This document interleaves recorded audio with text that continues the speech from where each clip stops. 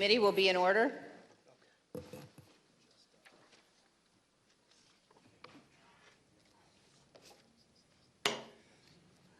Good evening. Earlier this week, I received a positive COVID diagnosis. Per CDC guidelines, I've received the initial 2 shots and all of the boosters. Thus far, I've been blessed to experience very minimal symptoms.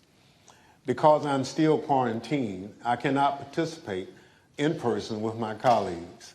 I've asked our Vice Chair, Ms. Cheney, to preside over this evening's hearing, including maintaining order in the room and swearing in our witnesses. Over the last month and a half, the Select Committee has told the story of a president who did everything in his power to overturn an election. He lied, he bullied, he betrayed his oath.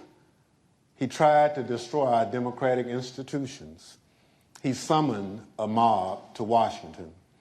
Afterward, on January 6th, when he knew that the assembled mob was heavily armed and angry, he commanded the mob to go to the Capitol, and he emphatically commanded the heavily armed mob to fight like hell. For the weeks between November election and January 6th, Donald Trump was a force to be reckoned with. He shrugged off the factuality and legality correct, sober advice of his knowledgeable and sensible advisors. Instead, he recklessly blazed a path of lawlessness and corruption, the cost to which democracy be damned. And then he stopped.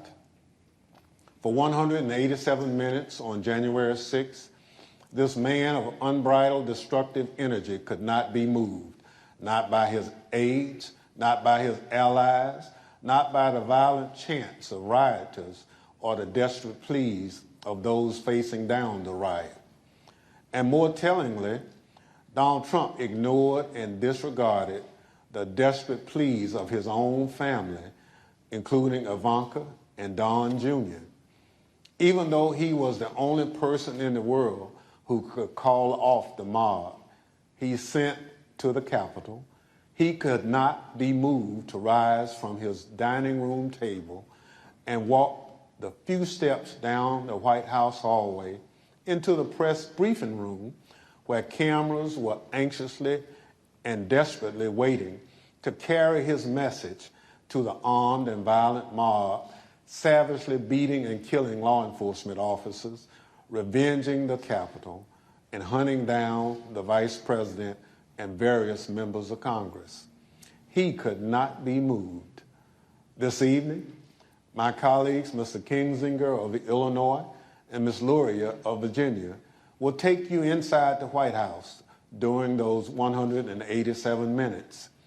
We also remind you of what was happening at the Capitol minute by minute as the final violent, tragic part of Donald Trump's scheme to cling to power unraveled while he ignored his advisors, stood by and watched it unfold on television. Let me offer a final thought about the Select Committee's work so far. As we've made clear throughout these hearings, our investigation goes forward. We continue to receive new information every day. We continue to hear from witnesses. We will reconvene in September to continue laying out our findings to the American people.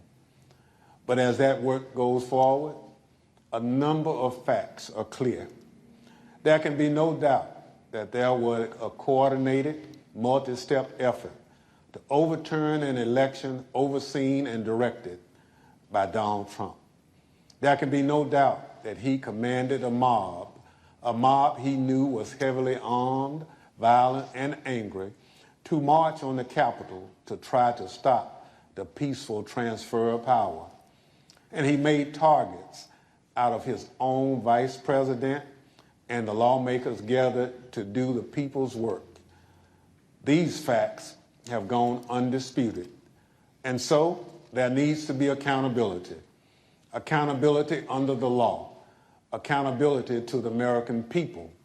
Accountability at every level, from the local precincts in many states where Donald Trump and his allies attacked election workers for just doing their jobs, all the way up to the Oval Office, where Donald Trump embraced the legal advice of insurrectionists that a federal judge has already said was a coup in search of a legal theory. Our democracy withstood the attack on January 6th.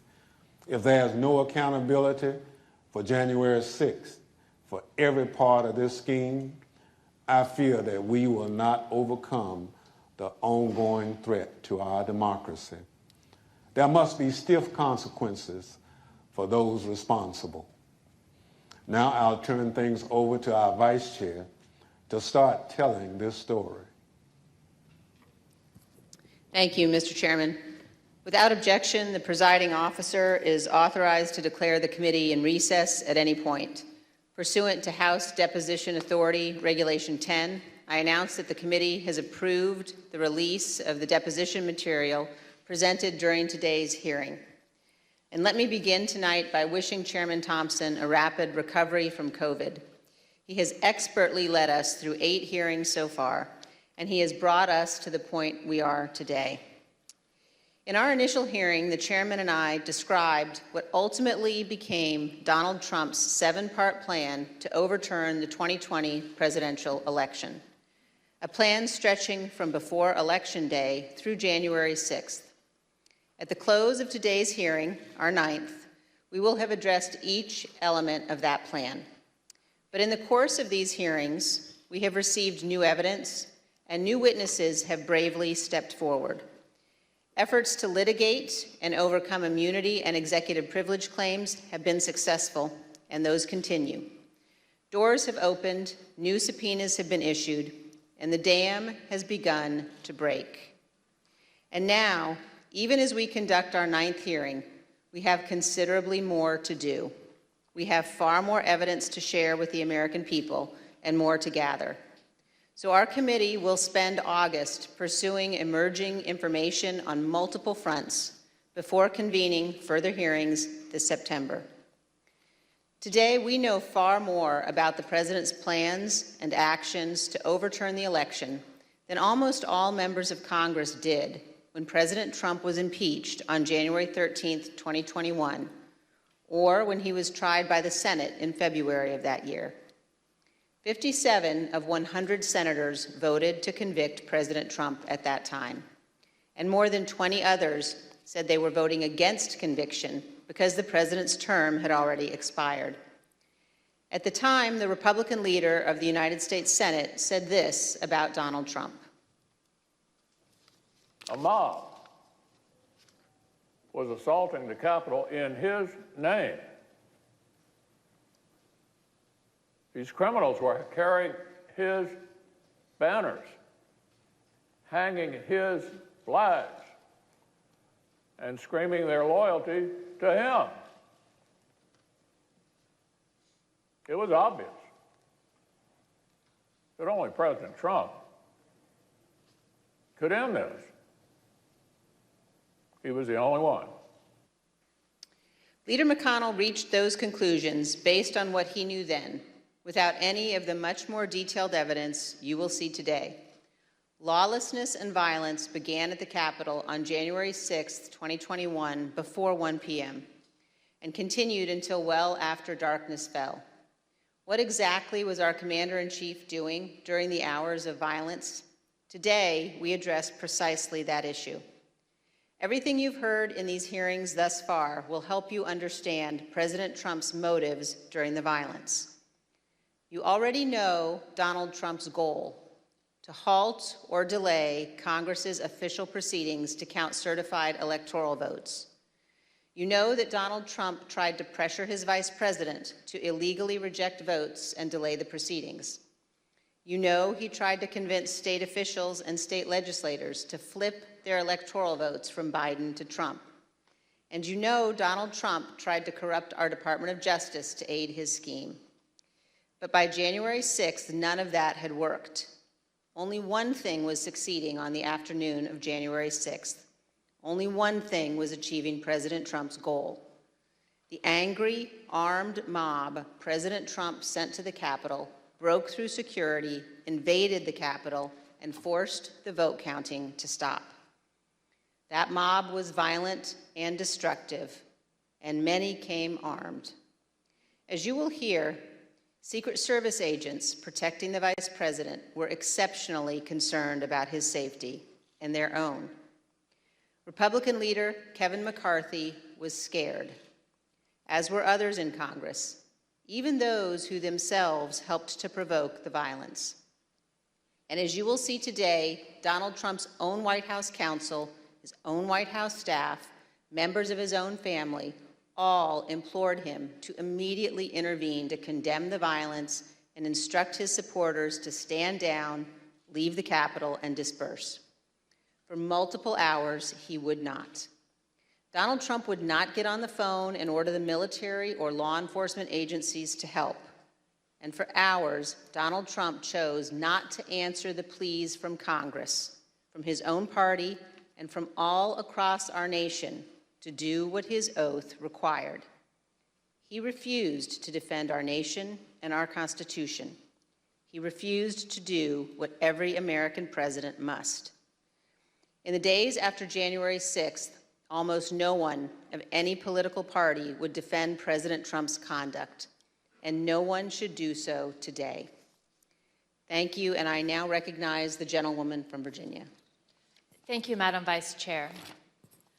Article 2 of our Constitution requires that the President swear a very specific oath every 4 years.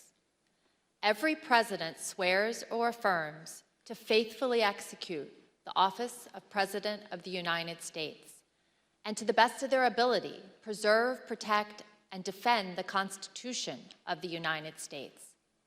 The President also assumes the constitutional duty to take care that our nation's laws be faithfully executed, and is the commander-in-chief of our military.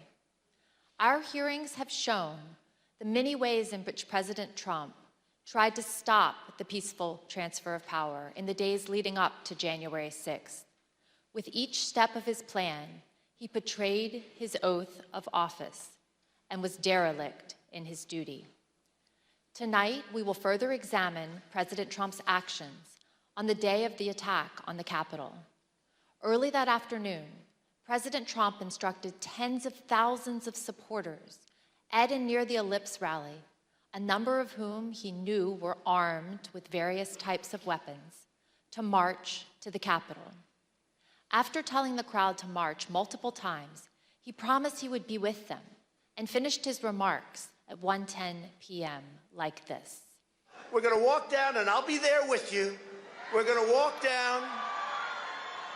We're going to walk down anyone you want, but I think right here we're going to walk down to the Capitol. So let's walk down Pennsylvania Avenue. By this time, the Vice President was in the Capitol.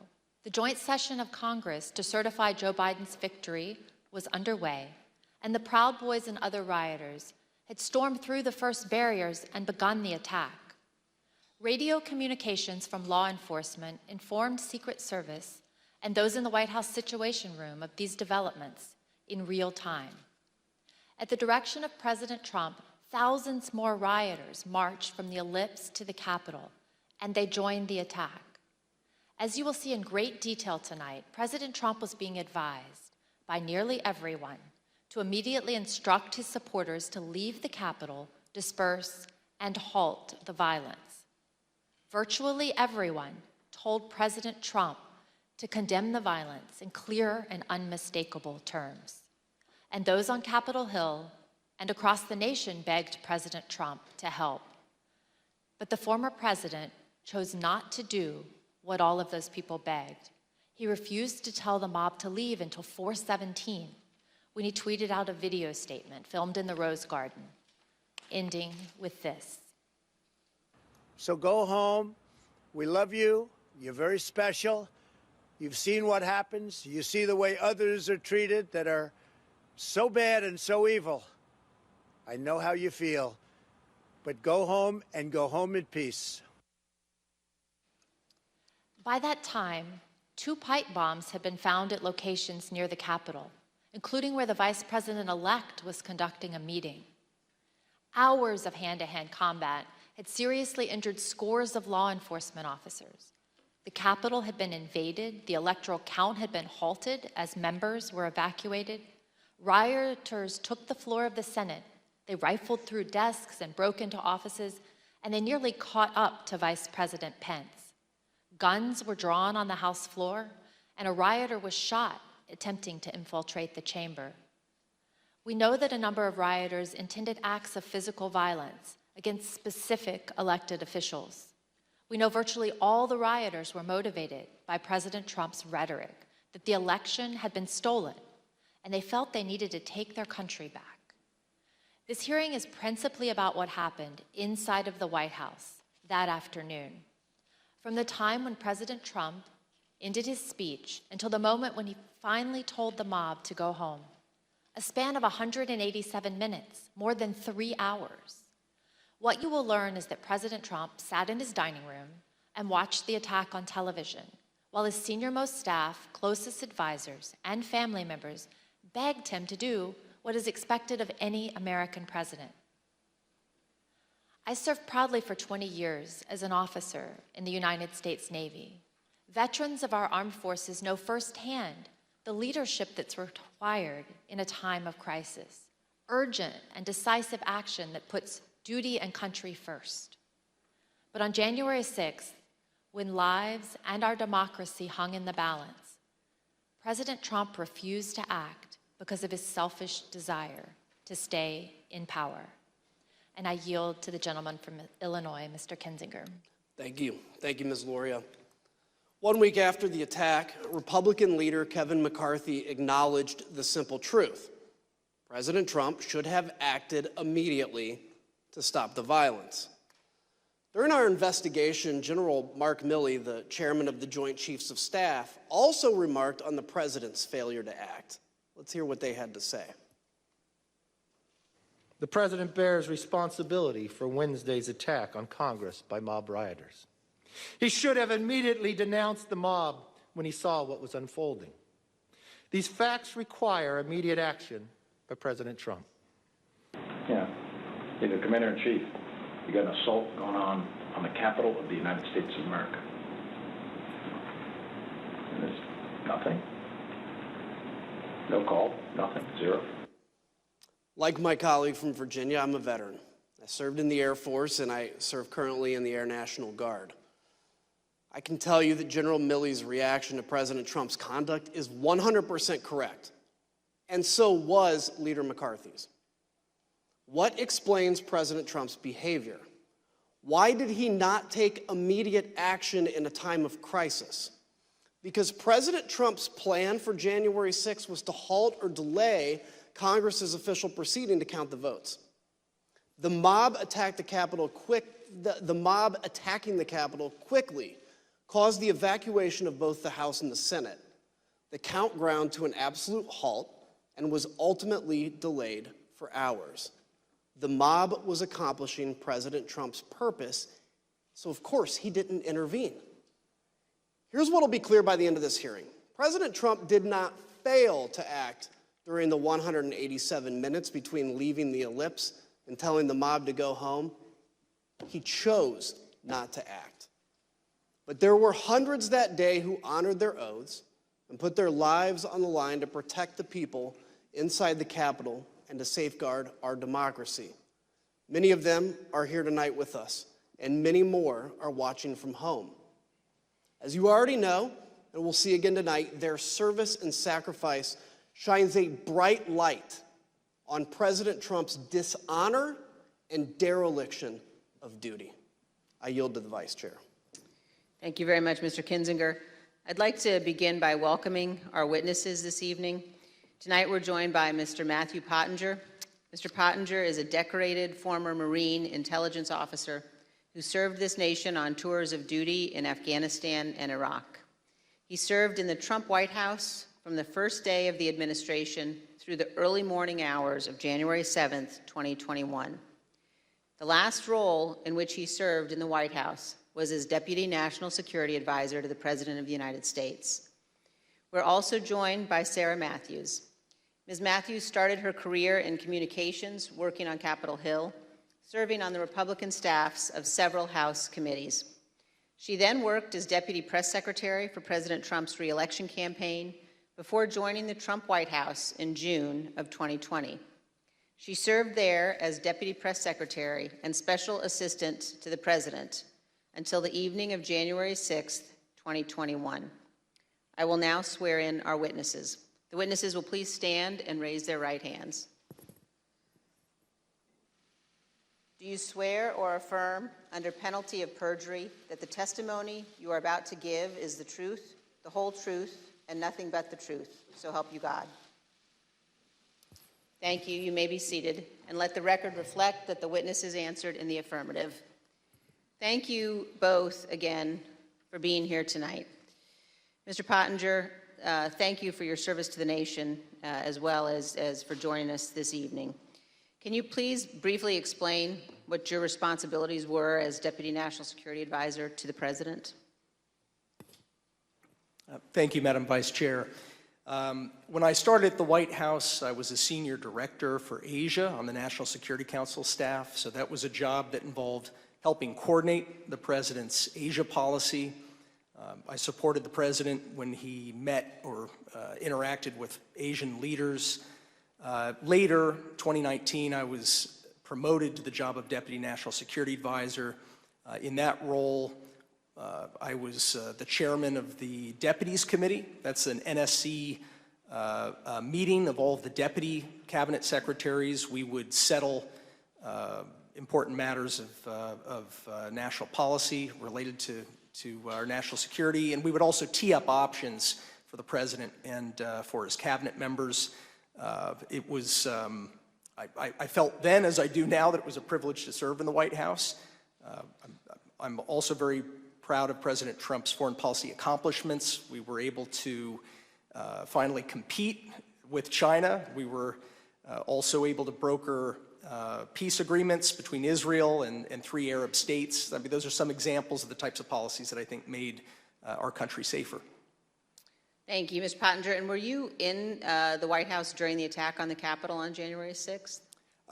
For most of the day I was in the White House, although when the President was speaking at the rally, I was actually off-site at a scheduled meeting with India's ambassador to the United States. The National Security Council staff was not involved in organizing the security for what was a domestic event, the rally. But I did return to the White House at roughly 2:30 p.m. Thank you, and I know my colleagues will have additional questions for you about that afternoon. Let me turn now to you, Ms. Matthews. How did you come to join President Trump's White House staff? Thank you, Madam Vice Chair. As you outlined, I am a lifelong Republican, and I joined the Trump re-election campaign in June of 2019. I was one of the first communications staffers actually on board for his re-election campaign. And during that time, I traveled all around the country and met Kayleigh McEnany, who was also working on his re-election campaign. I worked there for a year, and I formed a close relationship with Ms. McEnany, and she moved over to the White House in April of 2020 to start as White House press secretary, and she brought over a group of campaign staff with her. And so I joined her over at the White House in June of 2020 to start as her deputy. And were you, Ms. Matthews, at work in the White House on January 6th? Yes, I was working out of the West Wing that day. Thank you. And now I'd like to recognize the gentlewoman from Virginia and the gentleman from Illinois.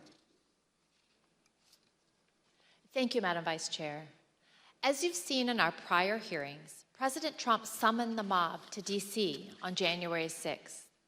Before he went on stage, he knew some of them were armed and prepared for combat. During his speech, he implored them to march to the Capitol, as he had always planned to do. By the time he walked off the stage, his supporters had already breached the outer perimeter of the Capitol at the foot of Capitol Hill. Since our last hearings, we've received new testimony from a security professional working in the White House complex on January 6th, with access to relevant information and responsibility to report to national security officials. This security official told us that the White House was aware of multiple reports of weapons in the crowd that morning. We as a committee are cognizant of the fear of retribution expressed by certain national security witnesses who have come forward to tell the truth. We've therefore taken steps to protect this national security individual's identity. Listen to this clip from their testimony. What was the consistent message from the people about this idea of the president to walk to the Capitol? To be completely honest, we were all in a state of shock. Because why? Because it's just, one, I think the actual physical feasibility of doing it, and then also we all knew what that entailed and what that meant, that this was no longer a rally, that this was going to move to something else if he physically walked to the Capitol. I don't know if you want to use the word insurrection, coup, whatever. We all knew that this would move from a normal, democratic, public event into something else. What was driving that sentiment, considering this part of it, the actual breach of the Capitol, hadn't happened yet? Why were we alarmed? Right. The president wanted to lead tens of thousands of people to the Capitol.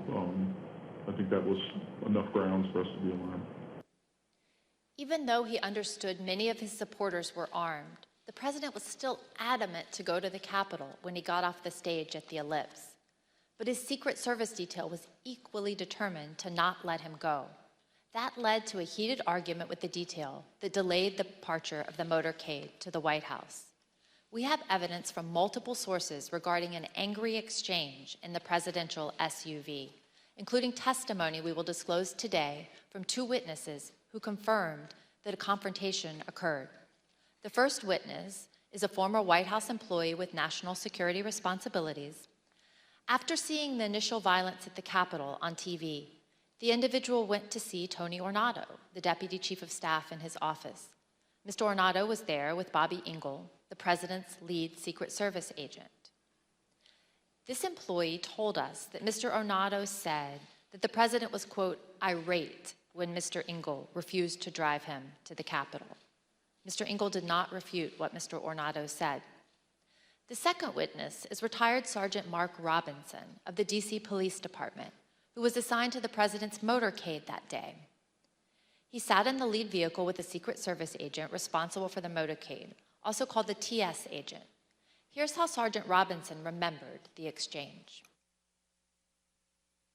Was there any description of what was occurring in the car? No, the only description I received was that the president was upset and that he was adamant about going to the Capitol, and there was a heated discussion about that. And when you say heated, is that your word or is that the word that was described by the TS agent? No, the word described by the TS agent, meaning that the president was upset, and he was saying there was a heated argument or discussion about going to the Capitol. About how many times would you say you've been part of that motorcade with the president? Probably over 100 times. And in that 100 times, have you ever witnessed another discussion of an argument or heated discussion with the president where the president was contradicting where he was supposed to go or what the Secret Service believed was safe? No. Like other witnesses, Sergeant Robinson also testified that he was aware that individuals in the crowd were armed.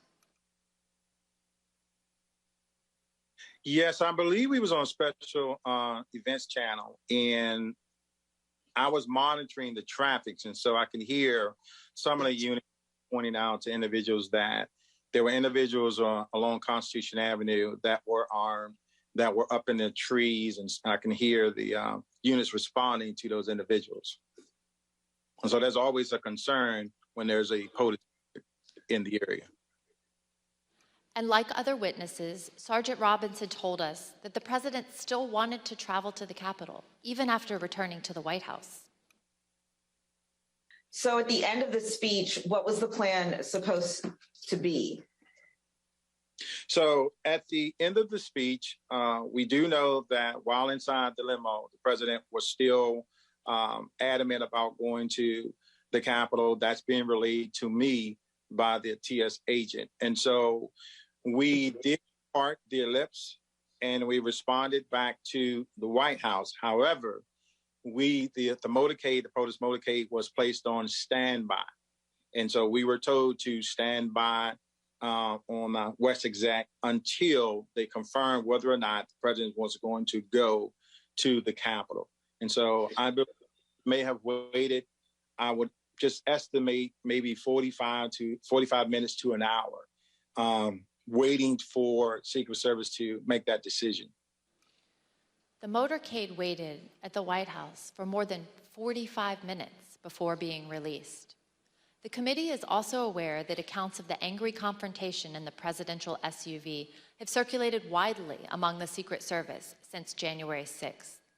Recent disclosures have also caused the committee to subpoena yet further information from the Secret Service, which we've begun to receive and will continue to assess. The committee is also aware that certain Secret Service witnesses have now retained new private counsel. We anticipate further testimony under oath and other new information in the coming weeks. After the Secret Service refused to take President Trump to the Capitol, he returned to the White House. What you see on the screen is a photo of him inside the Oval Office immediately after he returned from the rally, still wearing his overcoat. A White House employee informed the president as soon as he returned to the Oval about the riot at the Capitol. Let me repeat that. Within 15 minutes of leaving the stage, President Trump knew that the Capitol was besieged and under attack. At 1:25, President Trump went to the private dining room off the Oval Office. From 1:25 until 4 o'clock, the president stayed in his dining room. Just to give you a sense of where the dining room is situated in the West Wing, let's take a look at this floor plan. The dining room is connected to the Oval Office by a short hallway. Witnesses told us that on January 6th, President Trump sat in his usual spot, at the head of the table, facing a television hanging on the wall. We know from the employee that the TV was tuned to Fox News all afternoon. Here you can see Fox News on the TV showing coverage of the joint session that was airing that day at 1:25. Other witnesses confirmed that President Trump was in the dining room with the TV on for more than 2.5 hours. There was no official record of what President Trump did while in the dining room. On the screen is the presidential call log from January 6th. As you can see, there's no official record of President Trump receiving or placing a call between 11:06 and 6:54 p.m. As to what the president was doing that afternoon, the presidential daily diary is also silent. It contains no information from the period between 1:21 p.m. and 4:03 p.m. There are also no photos of President Trump during this critical period between 1:21 in the Oval Office and when he went outside to the Rose Garden after 4 o'clock. The chief White House photographer wanted to take pictures because it was, in her words, very important for his archives and for history. But she was told, quote, no photographs. Despite the lack of photos or an official record, we've learned what President Trump was doing while he was watching TV in the dining room. But before we get into that, it's important to understand what he never did that day. Let's watch. So are you aware of any phone call by the President of the United States to the Secretary of Defense that day? Not that I'm aware of, no. Are you aware of any phone call by the President of the United States to the Attorney General of the United States that day? No. Are you aware of any phone call by the President of the United States to the Secretary of Homeland Security that day? I'm not aware of that, no. Did you ever hear the the President No. ask for the National No. Guard? Did you ever hear the President ask for law enforcement response? No. So as somebody who works in the national security space and with the National Security Council, if there were going to be troops present or called up for a rally in Washington, D.C., for example, is that something that you would have been aware of? Yeah, I would have. Do you know if he asked anybody to reach out to any of those that we just listed off: National Guard, DOD, FBI, Homeland Security, Secret Service, Mayor Bowser, the Capitol Police, about the situation in the Capitol? I'm not aware of any of those requests. No, sir. We have confirmed in numerous interviews with senior law enforcement and military leaders, Vice President Pence's staff and DC government officials. None of them, not one, heard from President Trump that day. He did not call to issue orders. He did not call to offer assistance. This week, we received additional testimony from yet another witness about why the president didn't make any efforts to quell the attack. The former White House employee with national security responsibilities told us about a conversation with senior advisor Eric Hirschman and Pat Cipollone, the top White House lawyer. This conversation was about a pending call from the Pentagon seeking to coordinate on the response to the attack. Mr. Hirschman turned to Mr. Cipollone and said, the president didn't want to do anything. And so Mr. Cipollone had to take the call himself. So if President Trump wasn't calling law enforcement or military leaders, what did President Trump spend his time doing that afternoon while he first settled into the dining room? He was calling senators to encourage them to delay or object to the certification. Here's Kayleigh McEnany, his press secretary, to explain. Okay. All right, then it says back there, and he wants list of senators. And then he's calling them one by one. Do you know which ones he called? To the best of my recollection, no. As I say in my notes, he wanted a list of the senators, and I left him at that point. Because the presidential call log is empty, we do not yet know precisely which senators President Trump was calling. But we do know from Rudy Giuliani's phone records that President Trump also called him at 1:39, after he had been told that the riot was underway at the Capitol. Mr. Giuliani was President Trump's lead election attorney. According to the phone records, the president's call with him lasted approximately 4 minutes. Recall that Fox News was on in the dining room.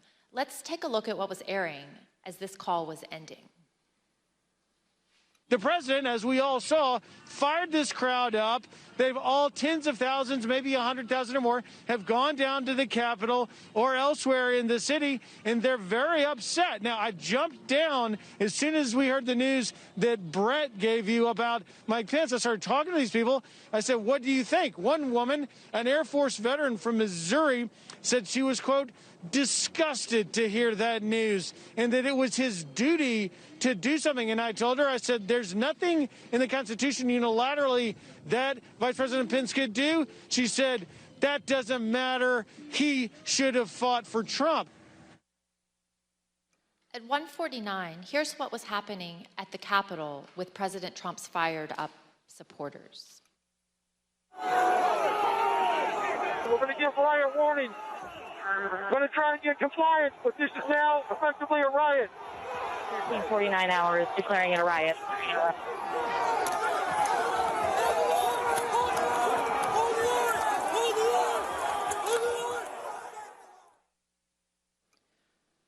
What did President Trump do at 1:49 as the DC police at the same time were declaring a riot at the Capitol? As you can see on the screen, he tweeted out a link to the recording of his ellipse speech. This was the same speech in which he knowingly sent an armed mob to the Capitol, but President Trump made no comment about the lawlessness and the violence. I yield to the gentleman from Illinois. The next action President Trump took was to tweet at 2:24 p.m. What happened during the 35 minutes between his last tweet at 1:49 and 2:24? His staff repeatedly came into the room to see him and plead that he make a strong public statement condemning the violence and instructing the mob to leave the Capitol. He did not relent until after 4 o'clock when he went out to go to the Rose Garden to film his now infamous go home message. Pat Cipollone was a top White House lawyer. Here's what he told us about his reaction to seeing the violence and his advice throughout the afternoon.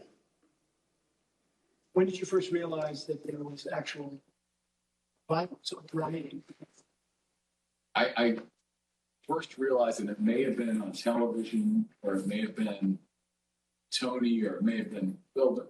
But I found out that people were, they weren't in the Capitol yet, but they were, and then I started watching it, and, then I was aware. What specifically did you think needed to be done? I think I was pretty clear there needed to be an immediate and forceful response statement, public statement, that people need to leave the Capitol now. My question is exactly that. That it sounds like you, from the very onset of violence at the Capitol, right around 2:00, were pushing for a strong statement that people should leave the Capitol. Is that right? I was, and others were as well. Okay. Pat, you said that you expressed your opinion forcefully. Could you tell us exactly how you did that? Yeah, I can't, don't have, I have to, on the privilege issue, I can't talk about conversations with the president, but I can generically say that I said, people need to be told, there needs to be a public announcement fast that they need to leave the Capitol. And Pat, could you let us know approximately when you said that? Approximately when? Almost immediately after I found out people were getting into the Capitol or approaching the Capitol in a way that was violent. Do you remember any discussion with Mark Meadows with respect to his view that the president didn't want to do anything, was somehow resistant to wanting to say something along the lines that you suggest? And it's not just to be clear, many people suggested it. Not just me, many people felt the same way. I'm sure I had conversations with Mark about this during the course of the day and expressed my opinion very forcefully that this needs to be done. So your advice was tell people to leave the Capitol, and it took over 2 hours when there were subsequent statements made, tweets put forth that in your view were insufficient. Did you continue, Mr. Cipollone, throughout the period of time up until 4/17, continue, you and others, to push for a stronger statement? Yes. Were you joined in that effort by Ivanka Trump? Yes. By Eric Hirschman? Yes. By Mark Meadows? Yes. White House counsel's office wanted there to be a strong statement out to condemn the rioters. I'm confident in that. I'm confident that Ivanka Trump wanted there to be a strong statement to condemn the rioters. I don't know the private conversation she had with Mr. Trump, but I remember when she came to the office one time with White House counsel's office, when she came to the chief of staff's office with White House counsel's office, she was talking about the speech later that day and trying to get her dad on board with saying something that was more direct than he had wanted to at the time and throughout the afternoon. And I think Mark also I remember him getting Ivanka involved because it's like, get Ivanka down here because he thought that would be important. I don't think Jared was there in the morning, but I think he came later. I remember thinking it was important to get him in there too. And of course, Pat Philbin, was expressing the same things. I mean, Pat Philbin, was very, as I said, I don't think there was one of these meetings where there might have been, but for the most part, I remember that both of us going down together, going back, getting on phone calls. He was also very clearly expressing this view. Pat Cipollone and Cassidy Hutchinson, an aide to Chief of Staff Mark Meadows, also told us about the Hang Mike Pence chants. As you will see, Mr. Cipollone recalled conversations about those chants in the West Wing, but he relied on executive privilege to maintain confidentiality over his and others' direct communications with the president. Although Mr. Cipollone was unwilling to provide more detail, Ms. Hutchison provided more explicit information, filling in those blanks. See that for yourself. It wasn't until Mark hung up the phone, handed it back to me. I went back to my desk. A couple minutes later, him and Pat came back, possibly Eric Hirschman too. I'm pretty sure Eric Hirschman was there. but I'm confident it was Pat that was there. I remember Pat saying something to the effect of, "Mark, we need to do something more. They're literally calling for the vice president to be effing hung." And Mark had responded something to the effect of, "You heard him, Pat. He thinks Mike deserves it. He doesn't think they're doing anything wrong." To which Pat said something, "This is effing crazy. We need to be doing something more." Briefly stepped into Mark's office. Do you remember any discussion at any point during the day about rioters at the Capitol chanting, "Hang Mike Pence"? Yes, I remember hearing that about that. Yes. Yeah. I don't know if I observed that myself on TV. I'm just curious, I understand the privilege line you've drawn, but do you remember what you can share with us about the discussion about those chants, the "Hang Mike Pence" chants?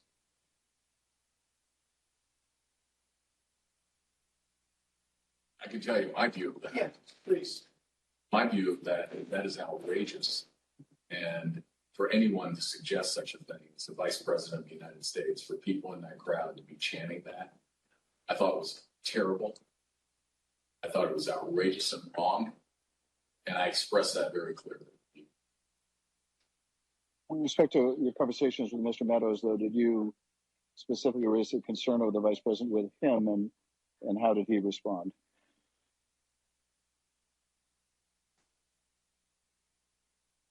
I believe I raised a concern about the Vice President, and I again, the nature of his response, without recalling exactly, was people were doing all that they could. And what about the President? Did he indicate whether he thought the President was doing what needed to be done to protect the Vice President?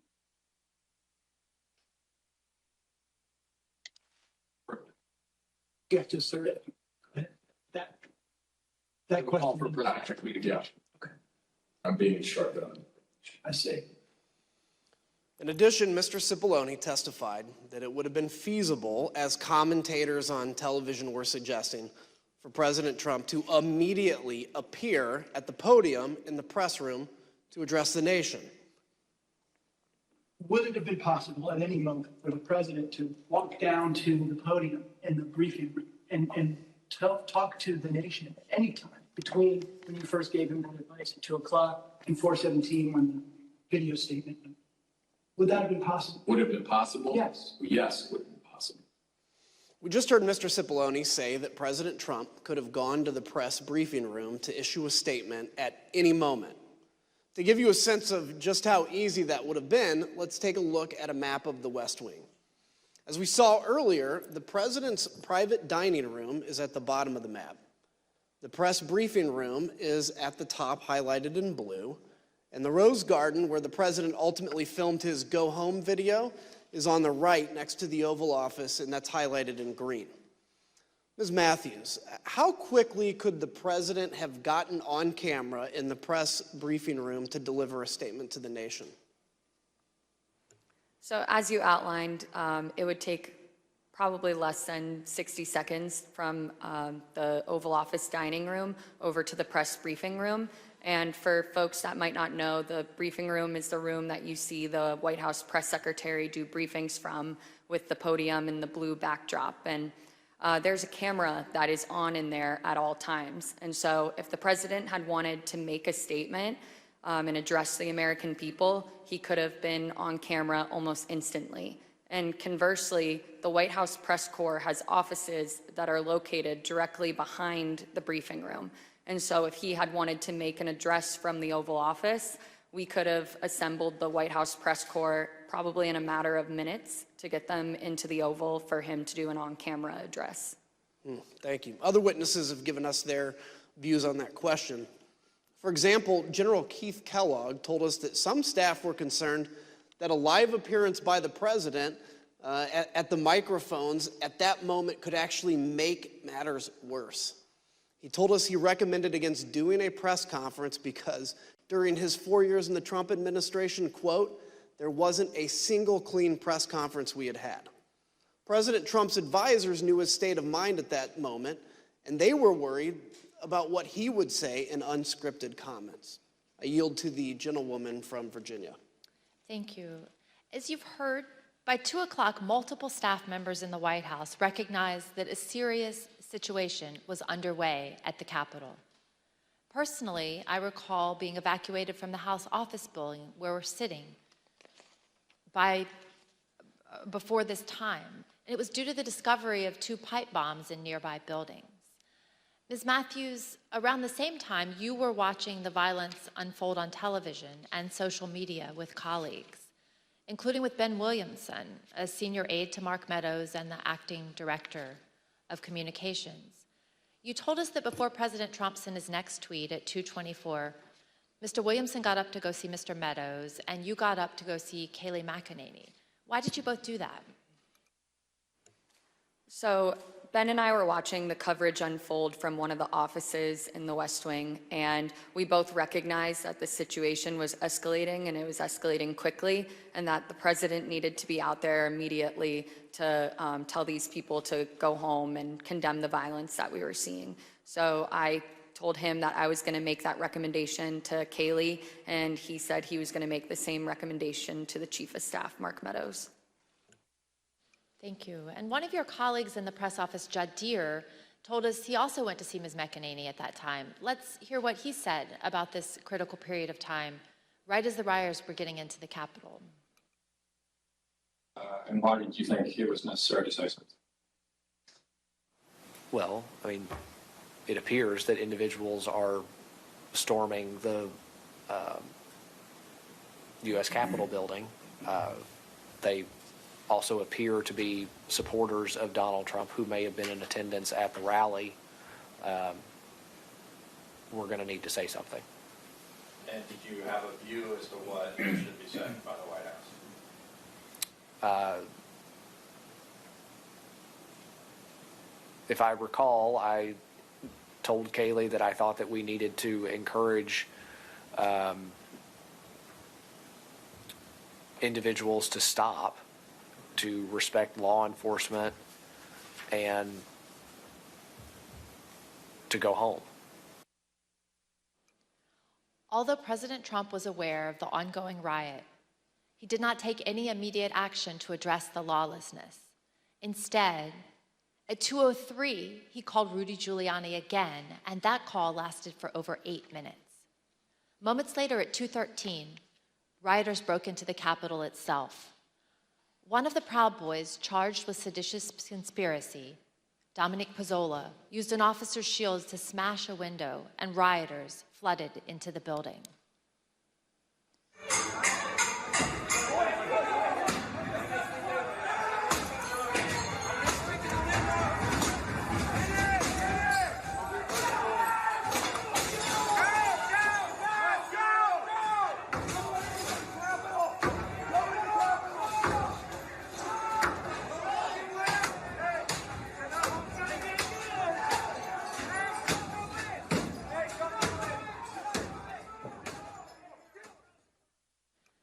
As rioters were entering the building, the Secret Service held Vice President Pence in his office right off the Senate chamber for 13 minutes as they worked to clear a safe path to a secure location. Now listen to some of that radio traffic and see what they were seeing as the protesters got just feet away from where the Vice President was holding.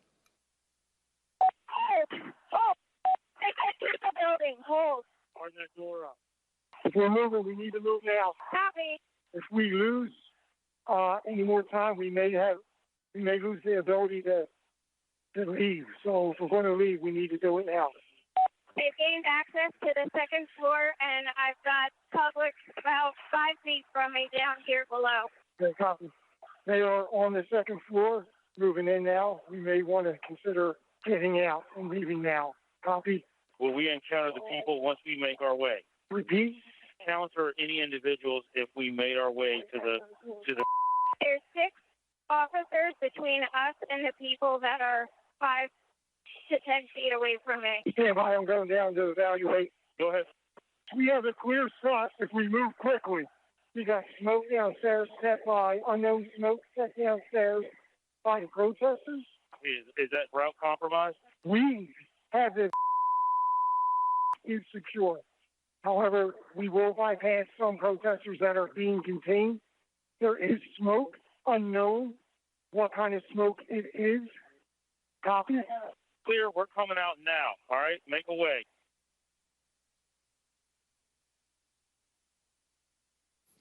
The President's National Security Council staff was listening to these developments and tracking them in real time. On the screen, you can see excerpts from the chat logs among the President's National Security Council staff. At 2:13, the staff learned that the rioters were kicking in the windows at the Capitol. 3 minutes later, the staff said the Vice President was being pulled, which meant agents evacuated him from the Senate floor. At 2:24, the staff noted that the Secret Service agents at the Capitol did not, quote, sound good right now. Earlier, you heard from a security professional who had been working in the White House complex on January 6th with access to relevant information and a responsibility to report to national security officials. We asked this person, what was meant by the comment that the Secret Service agents did not, quote, sound good right now? In the following clip of that testimony, which has been modified to protect the individual's identity, the professional discusses what they heard from listening to the incoming radio traffic that day. Okay. That last entry in this page of service, the Capitol does not sound good right now. Correct. What does that mean? The members of the VP detail at this time were starting to fear for their own lives. There was a lot of yelling, a lot of very personal calls over the radio. So it was disturbing. I don't like talking about it, but there were calls to say goodbye to family members, so on and so forth. It was getting, for whatever the reason was on the ground, the VP detail thought that this was about to get very ugly. And did you hear that over the radio? Correct. Okay. What was the response by the agents, Secret Service agents who were there? Everybody kept saying, at that point it was just reassurances, or I think there were discussions of reinforcements coming, but again, it was just chaos. They were just yelling. Obviously, you conveyed the disturbing, but what prompted you to put it into an entry, as it states there, service to the Capitol? If they're running out of options and they're getting nervous, it sounds like that we came very close to either service having to use lethal options or worse. Like at that point, I don't know. Is the VP compromised? Is the detail I don't know. Like, we didn't have visibility, but it doesn't. If they're screaming and saying things like say goodbye to the family, like, the floor needs to know this is going to a whole nother level soon. As this next video shows, the rioters' anger was focused primarily on Vice President Mike Pence. This woman comes up to the side of us and she says, Pence folded. So it was kind of like, okay, well, in my mind, I was thinking, well, that's it, Well, my son-in-law looks at me and he says, I want to go in. What percentage of the crowd is going to the Capitol? 100%. It is spread like wildfire that Pence has betrayed us and everybody's marching on the Capitol, all 1 million of us. It's insane. Stick up for Donald Trump. Mike Pence, Mike Pence has screwed us, in case you haven't heard yet. What happened? What happened? I keep hearing that Mike Pence has screwed us. That's the word. I keep hearing reports that Mike Pence has screwed us. Did people appear angry as you were walking to the Capitol? Yeah, a lot of people seem like they're very upset. Tell us some of the things they were saying, if you recall. Oh, they were saying all types. People were screaming all types of stuff. They were mad that Vice President Pence was going to accept the electorals. It was a little. If you could think it up, you were hearing it. I believe that Vice President Pence was going to certify the electoral votes or not certify them, but I guess that's just changed, correct? And it's a very big disappointment. I think there's several 100,000 people here that are very disappointed. President Trump did not try to calm his thousands of disappointed supporters. Instead, at almost the same moment violence was getting completely out of hand, Donald Trump sent his 224 tweet. The president said, Mike Pence didn't have the courage to do what should have been done to protect our country and our Constitution. Despite knowing the Capitol had been breached and the mob was in the building, President Trump called Mike Pence a coward and placed all the blame on him for not stopping the certification. He put a target on his own vice president's back. Mr. Pottinger and Ms. Matthews, when we ask you about your reaction to seeing the 224 tweet in real time, you both use the same imagery to describe it. President Trump was adding fuel to the fire. Mr. Pottinger, you made the decision to resign after seeing this tweet. Can you please tell us why? Yes. So that was pretty soon after or shortly before I'd gotten back to the White House. I'd come from off-site. I began to see for the first time those images on TV of the chaos that was unfolding at the Capitol. One of my aides handed me a sheet of paper that contained the tweet that you just read. I read it and was quite disturbed by it. I was disturbed and worried to see that the president was attacking Vice President Pence for doing his constitutional duty. So the tweet looked to me like the opposite of what we really needed at that moment, which was a de-escalation. And that's why I had said earlier that it looked like fuel being poured on the fire. So that was the moment that I decided that I was going to resign, that would be my last day at the White House. I simply didn't want to be associated with the events that were unfolding on the Capitol. Thank you. And Ms. Matthews, what was your reaction to the president's tweet about Vice President Pence? So it was obvious that the situation at the Capitol was violent and escalating quickly. And so I thought that the tweet about the vice president was the last thing that was needed in that moment. And I remember thinking that this was going to be bad for him to tweet this because it was essentially him giving the green light to these people, telling them that what they were doing at the steps of the Capitol and entering the Capitol was okay, that they were justified in their anger. And he shouldn't have been doing that. He should have been telling these people to go home and to leave and to condemn the violence that we were seeing. And I'm someone who has worked with him. You know, I worked on the campaign, traveled all around the country, going to countless rallies with him, and I've seen the impact that his words have on his supporters. They truly latch on to every word and every tweet that he says, and so I think that in that moment, for him to tweet out the message about Mike Pence, it was him pouring gasoline on the fire and making it much worse. Thank you both. And let's watch what others also told us about their reactions to this tweet. I don't remember when exactly I heard about that tweet, but my reaction to it is that's a terrible tweet, and I disagreed with the sentiment, and I thought it was wrong. What was your reaction when you saw that tweet? Extremely unhelpful. Why?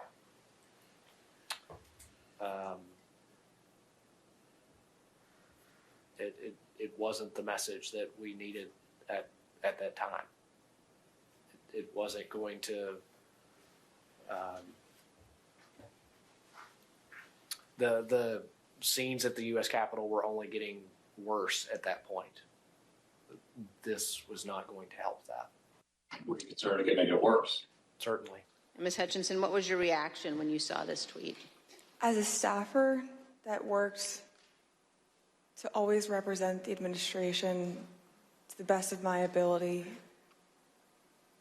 and to showcase the good things that he had done for the country, I remember feeling frustrated, disappointed, and really, it felt personal. It was really sad. As an American, I was disgusted. It was unpatriotic. It was un-American. We were watching the Capitol building get defaced over a lie. As you will see, at 2:26, the Vice President had to be evacuated to safety a second time and came within 40 feet of the rioters. The attack escalated quickly right after the tweet.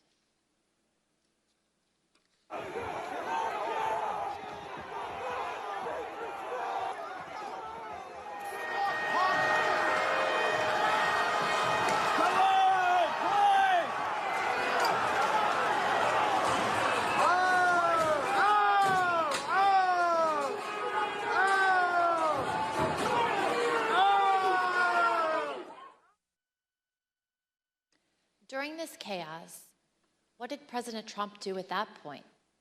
He went back to calling senators to try to further delay the electoral count. While the Vice President was being evacuated from the Senate, President Trump called Senator Tommy Tuberville, one of his strongest supporters in the Senate. As Senator Tuberville later recalled, he had to end the call so that he could evacuate the Senate chamber himself. Let's listen. He didn't call my phone, called somebody else, and they handed it to me. And I basically told him, I said, Mr. President, we're not doing much work here right now because they just took our vice president out. And matter of fact, I'm going to have to hang up on you. I've got to leave. Senator Josh Hawley also had to flee. Earlier that afternoon, before the joint session started, he walked across the east front of the Capitol. As you can see in this photo, he raised his fist in solidarity with the protesters already amassing at the security gates. We spoke with a Capitol police officer who was out there at the time. She told us that Senator Hawley's gesture riled up the crowd, and it bothered her greatly because he was doing it in a safe space, protected by the officers and the barriers. Later that day, Senator Hawley fled after those protesters he helped to rile up stormed the Capitol. See for yourself.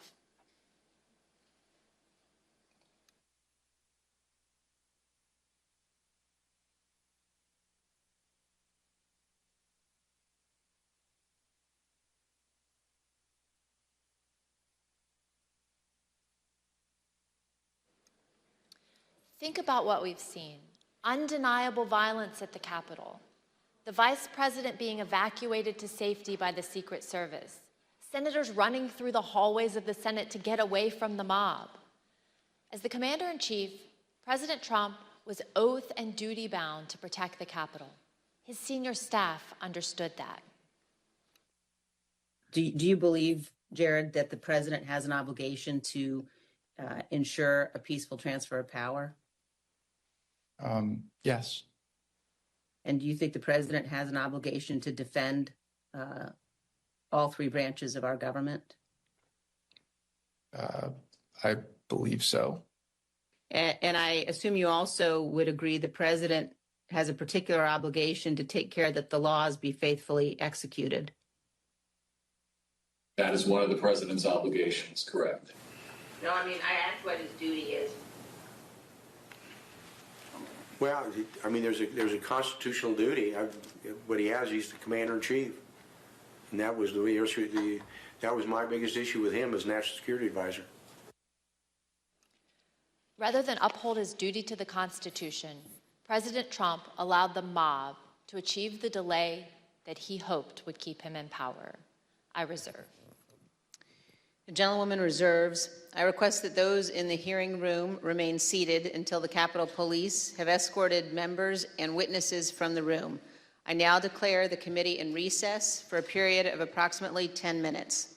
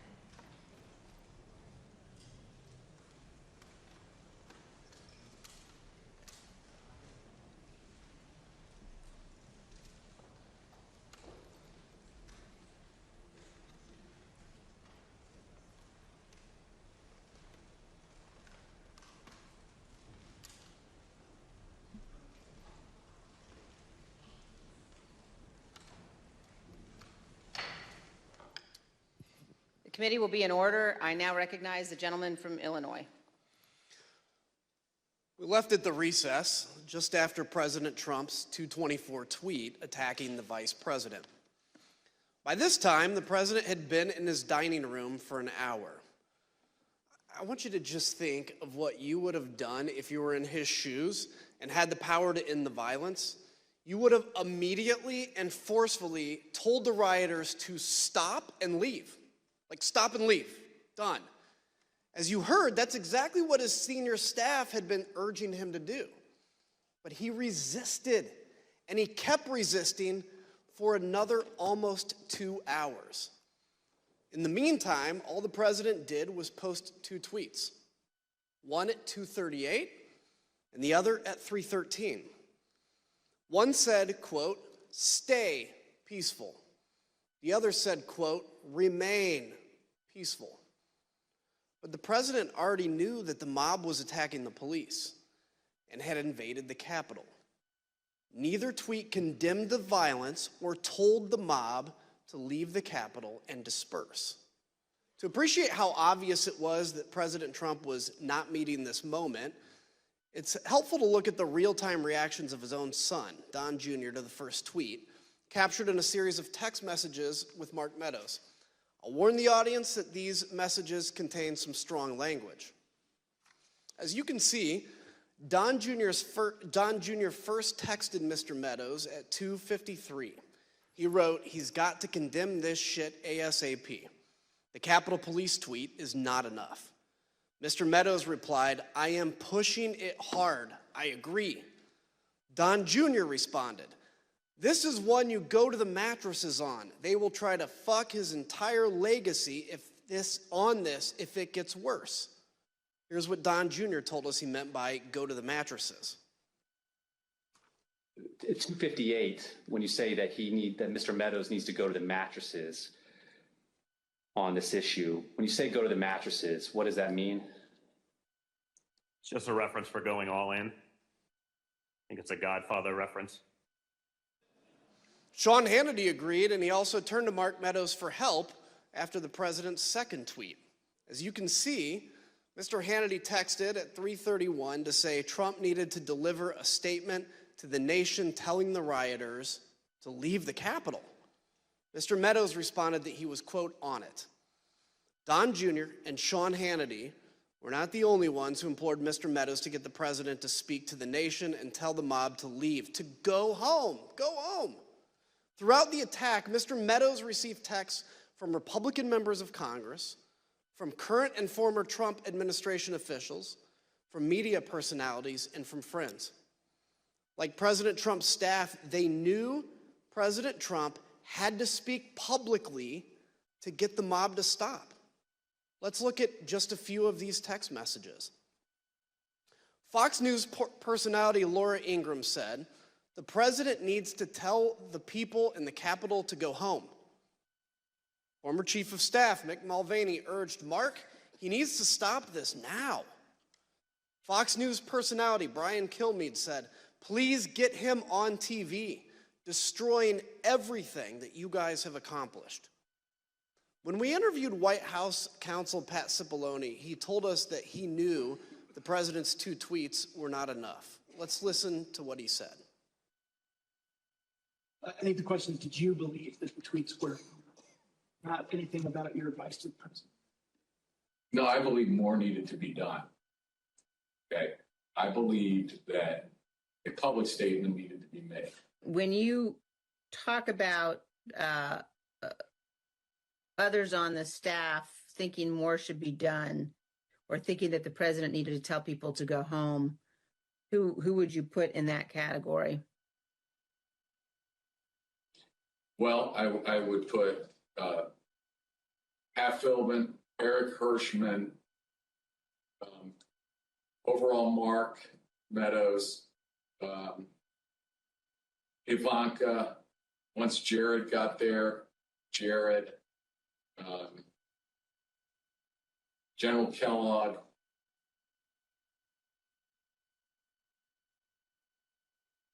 I'm probably missing some, but those Kaylee, I think, was there, but I don't. Dan Scavino. And who on the staff did not want people to leave the Capitol? On the staff? In the White House, how about? I can't think of anybody, on that day who didn't want people to get out of the Capitol once particularly once the violence started. No. I mean,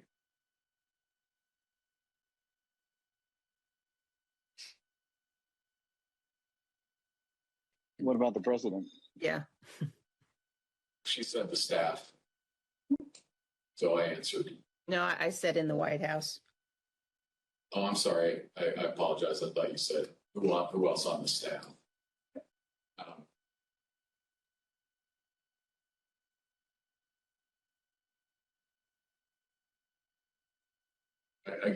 I can't reveal communications, but obviously I think, yeah.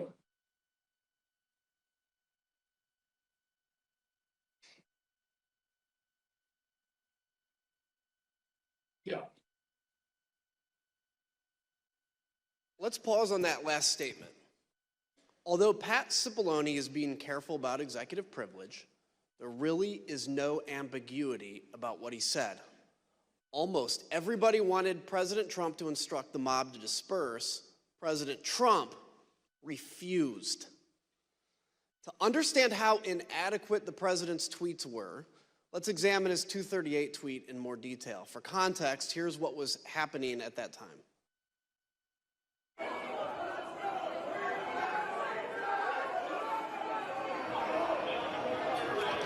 They broke the glass?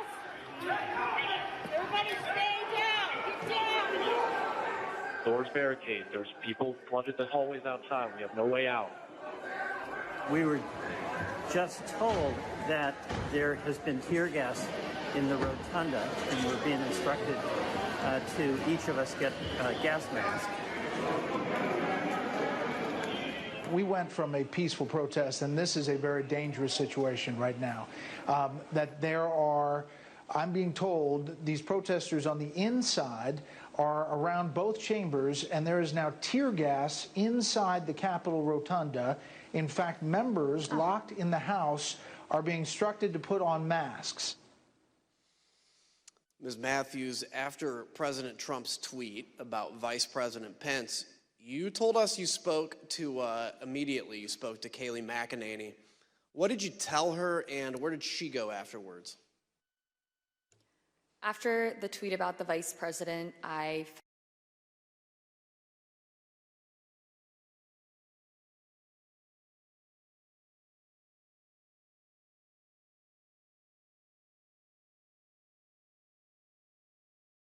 and walked over to the Oval dining room to find the president. We interviewed Ms. McEnany and others who were in the dining room with the president, urging him to put out a statement. Ms. Matthews, Ms. McEnany told us she came right back to the press office after meeting with the president about this particular tweet. What did she tell you about what happened in that dining room? When she got back, she told me that a tweet had been sent out, and I told her that I thought the tweet did not go far enough, that I thought there needed to be a call to action and he needed to condemn the violence. And we were in a room full of people, but people weren't paying attention. And so she looked directly at me and in a hushed tone shared with me that the president did not want to include any sort of mention of peace in that tweet, and that it took some convincing on their part, those who were in the room. And she said that there was a back and forth going over different phrases to find something that he was comfortable with. And it wasn't until Ivanka Trump suggested the phrase, "stay peaceful," that he finally agreed to include it. The president resisted writing "stay peaceful" in a tweet. He told Mark Meadows that the rioters were doing what they should be doing, and the rioters understood they were doing what President Trump wanted them to do. President Trump's message was heard clearly by Stop the Steal organizer Ali Alexander. At 2:38, he told another organizer, quote, "POTUS is not ignorant of what his words would do."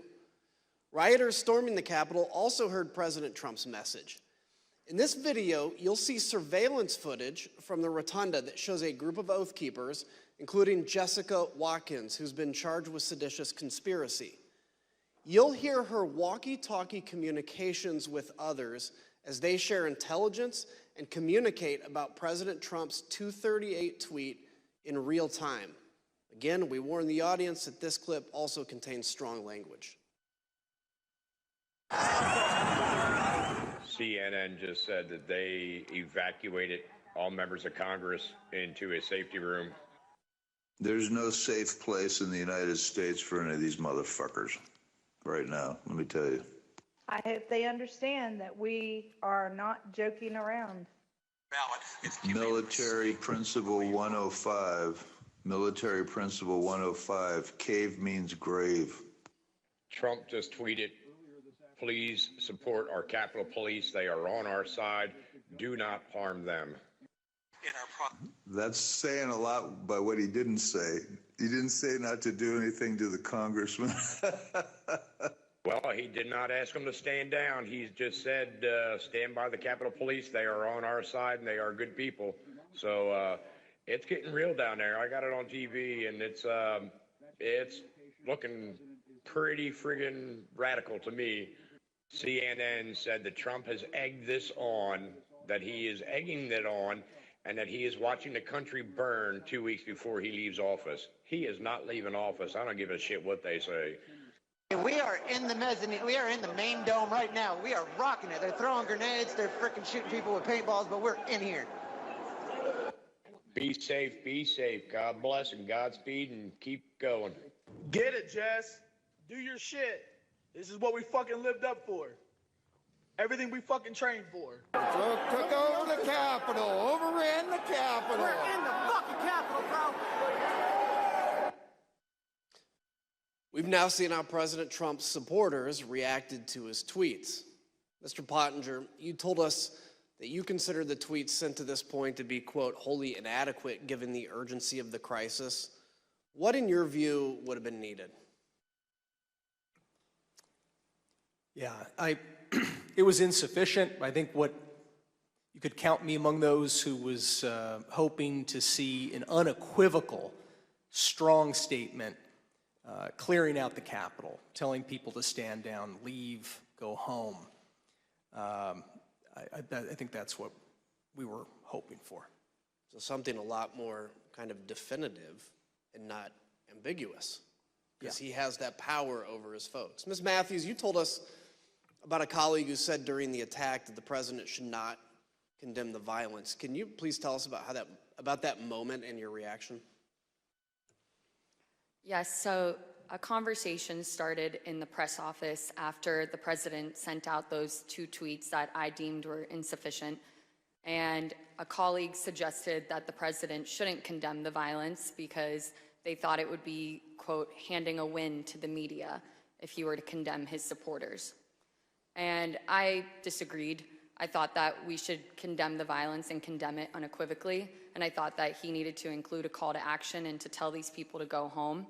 And a debate ensued over it. And I became visibly frustrated, and my colleagues were well aware of that. And I couldn't believe that we were arguing over this in the middle of the West Wing, talking about the politics of a tweet, being concerned with handing the media a win when we had just watched all of that violence unfold at the Capitol. And so I motioned up at the TV and I said, do you think it looks like we're effing winning? Because I don't think it does.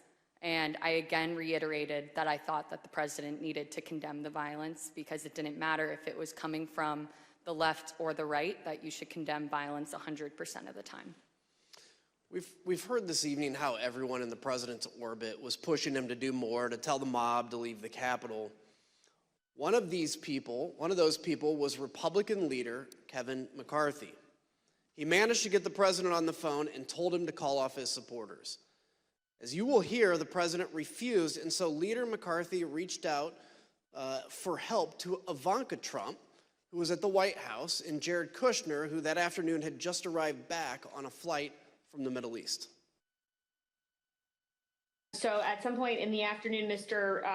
McCarthy placed a phone call to Mr. Scavino's desk line, and it was transferred to the president. Is that correct? That's generally what I recall. Okay. Were you involved in transferring that call? Yes. Okay. Where was the president at the time that he took that call? He was in the dining room. Would you personally reach out to the president for more support? I've already talked to the president. I called him. I think we need to make a statement, make sure that we can calm individuals down. Did Mr. McCarthy indicate that he had been in touch with President Trump? He indicated that he had some conversation. I don't recall whether it was with the president or with somebody at the White House, but I think he'd expressed frustration that not taking the circumstances seriously as they should in that moment. You know, I asked Kevin McCarthy, who's the Republican leader, about this, and he said he called Donald Trump. He finally got through to Donald Trump, and he said, "You have got to get on TV. You've got to get on Twitter. You've got to call these people off." You know what the president said to him? This is as it's happening. He said, "Well, Kevin, these aren't my people. You know, these are Antifa." And Kevin responded and said, "No, they're your people. They literally just came through my office windows, and my staff are running for cover. I mean, they're running for their lives. You need to call them off." And the president's response to Kevin, to me, was chilling. He said, "Well, Kevin, I guess they're just more upset about the election, theft than you are." And that's, you've seen widespread reports of Kevin McCarthy and the president having basically a swearing conversation. That's when the swearing commenced, because the president was basically saying, I'm okay with this. Leader McCarthy, the President of the United States has a briefing room steps from the Oval Office. The cameras are hot 24/7, as you know. Why hasn't he walked down and said that now? I conveyed to the president what I think is best to do, and I'm hopeful the president will do it. And have you spoken with his chief of staff? I've spoken to the president. I've spoken to other people in there and to the White House as well. Who else reached out to Ms. Trump that you know of that afternoon about the attack on the Capitol? I believe at one point McCarthy did. I heard my phone ringing, turned the shower off, saw it was Leader McCarthy, who I had a good relationship with. He told me it was getting really ugly over at the Capitol and said, please, anything you could do to help, I would appreciate it. I don't recall specific asks, just anything you could do. Again, I got the sense that, they were scared. They meaning Leader McCarthy and people on the Hill because of the violence? That he was scared, yes. Think about that. Leader McCarthy, who was one of the president's strongest supporters, was scared and begging for help. President Trump turned him down. So he tried to call the president's children. Republican House member Mike Gallagher also implored the president to call off the attack. Mr. President, you have got to stop this. You are the only person who can call this off. Call it off. The election is over. Call it off. President-elect Joe Biden also went live on TV to demand that President Trump tell the mob to leave. I call on President Trump to go on national television now to fulfill his oath and defend the Constitution and demand an end to this siege. There was a desperate scramble for everyone to get President Trump to do anything.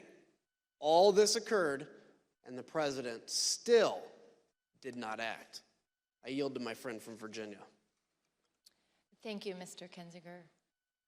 President Trump finally relented to the pleas from his staff, his family, and from Capitol Hill for him to do something more at 4:17. 187 minutes, more than 3 hours after he stopped speaking at the ellipse. After he stopped speaking to a mob that he had sent armed to the Capitol. That's when he tweeted a video telling the rioters to go home, while also telling them that they were special and that he loved them. By that time, although, the violence was far from over. Law enforcement had started to turn the tide. Reinforcements were on the way, and elected officials were in secure locations. The writing was already on the wall. The rioters would not succeed. Here's what was showing on Fox News, the channel the president was watching all afternoon. Back to Brett Baer with more information now. Brett, what do you have? Yeah, our Pentagon team, Jen Griffin, Lucas Tomlinson, confirming the Defense Department has now mobilized the entire D.C. National Guard, 1,800 troops. Takes several hours, as I was mentioning before, to get them up and running. The Army Secretary Ron McCarthy is setting up a headquarters at the FBI. You just heard from David Spunt that the FBI is also sending troops to the Capitol. It's no coincidence, then, that President Trump finally gave in and went out to the Rose Garden at 4:03. His staff had prepared a script for him to read, but he refused to use it. As you can see on the screen, you can see the script is stamped "President has seen." The script said, quote, "I'm asking you to leave the Capital Region now and go home in a peaceful way." The president was urged to stick to this script, but he spoke off the cuff. Eric Hirschman and Nick Luna went with the president to film the message in the Rose Garden. Let's hear what they had to say and see the never-before-seen raw footage of the president recording this video message. Ultimately, these remarks that we're looking at here in Exhibit 25 were not the remarks that the president delivered in the Rose Garden. Do you know why the president decided not to use these? I don't know, sir. No, I do not know why. Did the president use any written remarks to your knowledge, or did he just go off the cuff? To my knowledge, it was off the cuff, sir. Good, Chase?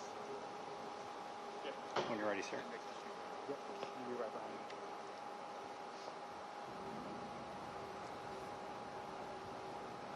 You tell me when? When you're ready, sir.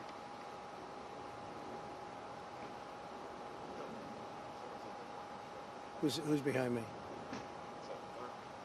He's gone around. We're all clear now. I know your pain. I know you're hurt. We had a election. Let me say. I know your pain. I know you're hurt. We had an election that was stolen from us. It was a landslide election, and everyone knows it, especially the other side. But you have to go home now. We have to have peace. We have to have law and order. We have to respect our great people in law and order. We don't want anybody hurt. It's a very tough period of time. There's never been a time like this where such a thing happened, where they could take it away from all of us, from me, from you, from our country. This was a fraudulent election, but we can't play into the hands of these people. We have to have peace. So go home. We love you. You're very special. You've seen what happens. You see the way others are treated that are so bad and so evil. I know how you feel. But go home and go home in peace.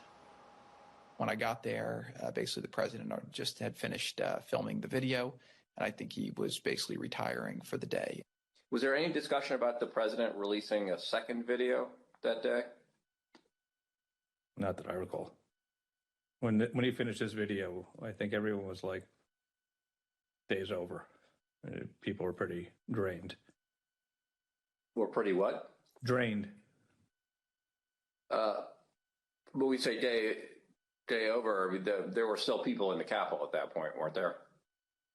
There were people in the Capitol, but I believe by this stage, law enforcement, and I'd have to go back and look, but I believe law enforcement was either there or moving in or going to take charge. I just say people were emotionally drained by the time that videotape was done. Emotionally drained? At the White House? Here's what was happening at the same time at the Capitol. We warned the audience that this clip also contains strong language and violence. Hey, keep pushing, don't lose the momentum.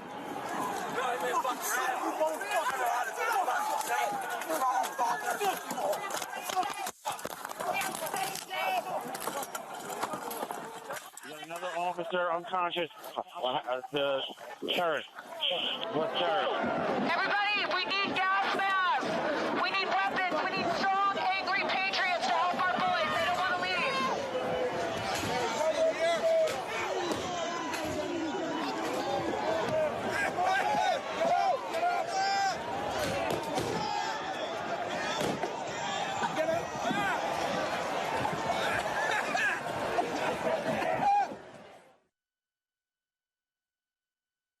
While President Trump refused to even lift another finger to help, other leaders honored their oaths and acted to clear the Capitol and resume the joint session.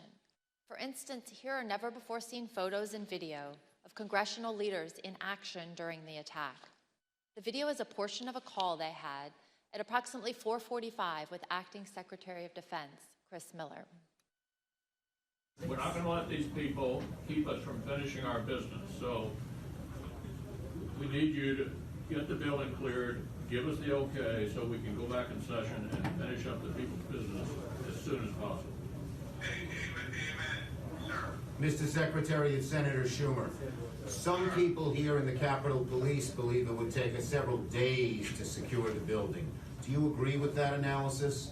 I'm not on the ground, but I do not agree with that analysis. So what is the earliest that we could safely resume our proceedings in the Senate and House chambers? The earliest we could safely resume? Here's my assessment, but I prefer to be on the ground, which I personally would prefer to be right now, but I need to be here. I would say in that case, we're looking at 4 to 5 hours. The Vice President also worked the phones from his own secure evacuation location, including conversations with Acting Secretary of Defense, Miller, and other military leaders, well past President Trump's 417 video. Let's look at some never-before-seen photographs of the Vice President during this critical time and hear about the Vice President's conversation with military leaders to secure the Capitol and ensure everyone was safe. Vice President Pence, there were 2 or 3 calls with Vice President Pence. He was very animated, and he issued very explicit, very direct, unambiguous orders. There was no question about that, and he was, and I can get you the exact quotes, I guess, from some of our records somewhere. But he was very animated, very direct, very firm, and to Secretary Miller, get the military down here, get the Guard down here, put down this situation, etc. As you heard earlier in the hearing, the President did not call the Vice President or anyone in the military, federal law enforcement, or DC government. Not a single person. But General Milley did hear from Mark Meadows. The contrast between that call and his calls with Vice President Pence tell you everything you need to know about President Trump's dereliction of duty. Let's listen. He said, this is from memory, he said, we have to kill the narrative that the Vice President is making all the decisions. We need to establish the narrative that, that the President is still in charge and that things are steady or stable or what's that thing. I immediately interpret that as politics, politics, politics. Red flag for me personally, no action, but I remember it distinctly. I don't do political narratives. So while President Trump and his advisors were drained, other leaders upheld their oaths to do the right thing. Maybe it was exhausting to get the president to put out that video, but think about the law enforcement officers who were attacked by the mob that day. And President Trump had summoned them himself to Washington. And what about President Trump? He watched TV, tweeted, called senators to try to delay the count of electoral votes, called Rudy Giuliani, and argued with his staff who were insisting that he should call off the attack. Ms. Matthews, what was your reaction to President Trump's message to the mob at 417? I was struck by the fact that he chose to begin the video by pushing the lie that there was a stolen election. And as the video went on, I felt a small sense of relief because he finally told these people to go home. But that was immediately followed up by him saying, "We love you, you're very special." And that was disturbing to me because he didn't distinguish between those that peacefully attended his speech earlier that day and those that we watched cause violence at the Capitol. Instead, he told the people who we had just watched storm our nation's Capitol with the intent on overthrowing our democracy, violently attack police officers, and chant heinous things like "Hang Mike Pence, we love you, you're very special." And as a spokesperson for him, I knew that I would be asked to defend that. And to me, his refusal to act and call off the mob that day and his refusal to condemn the violence was indefensible. And so I knew that I would be resigning that evening. And so I finished out the workday, went home and called my loved ones to tell them of my decision, and resigned that evening. Thank you. Indefensible. Let's hear what some of your colleagues in the press office told us about their reaction to this same 417 message. I felt like it was the absolute bare minimum of what could have been said at that point for something on camera. What else do you think should have been said?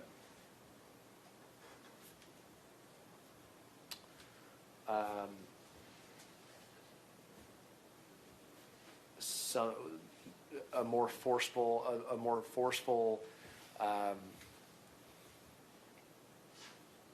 dismissal of the violence, a more forceful command to go home, a more forceful respect for law enforcement, even a comparison to the respect that we have given law enforcement as it relates to what was done to them in the prior summer.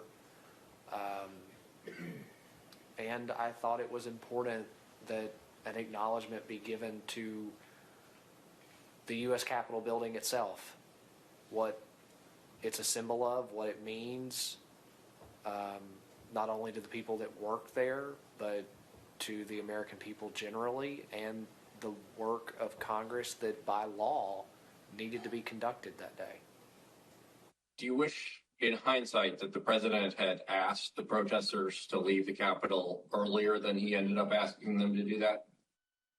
Of course, I would love if the go home message would have happened earlier in the day. The president's words matter. We know that many of the rioters were listening to President Trump. We heard from one last week, Stephen Ayers. Let's listen to what he had to say about the 417 message from the president and see how rioters reacted to the president's message in real time. Well, when we were there, as soon as that come out, everybody started talking about it, and it seemed like it started to disperse, some of the crowd. I'm here delivering the president's message. Donald Trump has asked everybody to go home. That's our order. He says go home. He says go home. Yeah, he said to go home. But just as Mr. Ayers said, police were still fending off the last throes of the brutal assault. I yield to the gentleman from Illinois. While everyone else was working to get Congress back in session, what did President Trump do? At 6:01, just 1 minute after the citywide curfew went into effect, he posted his last tweet of the day. After officers engaged in multiple hours of hand-to-hand combat, with over 100 of them sustaining injuries, President Trump tweeted at 6:01 and justified the violence as a natural response to the election. He said, quote, "These are the things and events that happen when a sacred landslide victory is so unceremoniously, viciously stripped away from great patriots who have been badly, unfairly treated for so long. Go home with love and peace. Remember this day forever." He called the mob great patriots. He told people to remember the day forever. He showed absolutely no remorse. A few minutes later, at 6:27, the president left the dining room and he went up to the White House residence for the night. On the screen is the last photograph of the president that night as he went into the residence. As he was gathering his things in the dining room to leave, President Trump reflected on the day's events with a White House employee. This was the same employee who had met President Trump in the Oval Office after he returned from the ellipse. President Trump said nothing to the employee about the attack. He said only, quote, "Mike Pence let me down." Ms. Matthews, what was your reaction to President Trump's 6:01 tweet? At that point, I had already made the decision to resign, and this tweet just further cemented my decision. I thought that January 6, 2021 was one of the darkest days in our nation's history, and President Trump was treating it as a celebratory occasion with that tweet. And so it just further cemented my decision to resign. Others agreed with your assessment of that tweet. Let's look at what they had to say. Who asked you about this tweet before it was sent? The president. Tell us about that conversation, everything that you said and he said, to the best of your recollection. Sure. So he said, "What do you think of this?" And I believe I saw the text message or on his phone. And I remember saying to him, the wording on the first sentence, I guess it's one long sentence, but the wording on the first sentence would lead some to believe that potentially he had something to do with the events that happened at the Capitol. What did he say? I don't recall him saying anything in response to that. I believe that was the end of the conversation. Did he change anything in light of your comments? No, sir, he did not. And what about this made you think that someone might perceive the president having a role in the violence at the Capitol? It was my interpretation of the words. I mean, I'm not I don't write speeches or anything, but the phrase, "These are the things that happened," to me sounded as if culpability was associated with it, to me. I don't think it's a patriotic act to attack the Capitol, but I have no idea how to characterize the people other than they trespassed, destroyed property, and assaulted the U.S. Capitol. I think calling them patriots is, let's say, a stretch, to say the least. Is that all it is, a stretch, or just flatly wrong? I don't think it's a patriotic act to attack the U.S. Capitol. Would you call it unpatriotic? Criminal? Unpatriotic? Sure. What happened at the Capitol cannot be justified in any form or fashion. It was wrong and it was tragic, and it was a terrible day. It was a terrible day for this country. I thought it was inappropriate. Why? To my mind, it was a day that should be remembered in infamy. That wasn't the tenor of this tweet. Despite the violence of the day, the effort to delay the certification continued. That evening, Rudy Giuliani called several of President Trump's closest political allies in the hour before the joint session resumed. Representative Jim Jordan and Senators Marsha Blackburn, Tommy Tuberville, Bill Hagerty, Lindsey Graham, Josh Hawley, and Ted Cruz. We know why Mr. Giuliani was calling them, because at 7:02, he left a voicemail for Senator Tuberville, which later became public. Let's listen to just the start of it. Senator Tuberville, or I should say Coach Tuberville, this is Rudy Giuliani, President's lawyer. I'm calling you because I want to discuss with you how they're trying to rush this hearing and how we need you, our Republican friends, to try to just slow it down so we can get these legislatures to get more information to you. Mr. Giuliani did not even mention the attack on the Capitol. Instead, he was pushing on behalf of President Trump to get members of Congress to further delay the certification. Even though some members did proceed with objections, Vice President Pence and Congress stood firm and successfully concluded the joint session in the early morning hours of January 7th. Here are some of what members of the president's party said in the days and weeks after the attack. There's no question, none, that President Trump is practically and morally responsible for provoking the events of the day. No question about it. The people who stormed this building believed they were acting on the wishes and instructions of their president. And having that belief was a foreseeable consequence of the growing crescendo of false statements, conspiracy theories, and reckless hyperbole, which the defeated president kept shouting into the largest megaphone on planet Earth.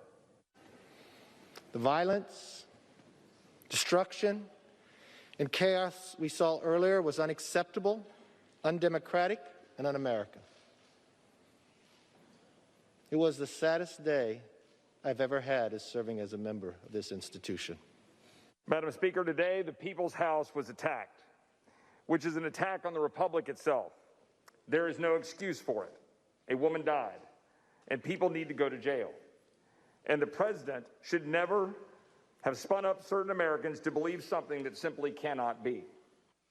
Well, after 3 in the morning, Congress certified the 2020 election results. Soon after, this statement by President Trump was posted on Dan Scavino's Twitter account because the president's account by now had been suspended. As you can see, President Trump stuck with his big lie that the election was stolen. But he did say there would be an orderly transition.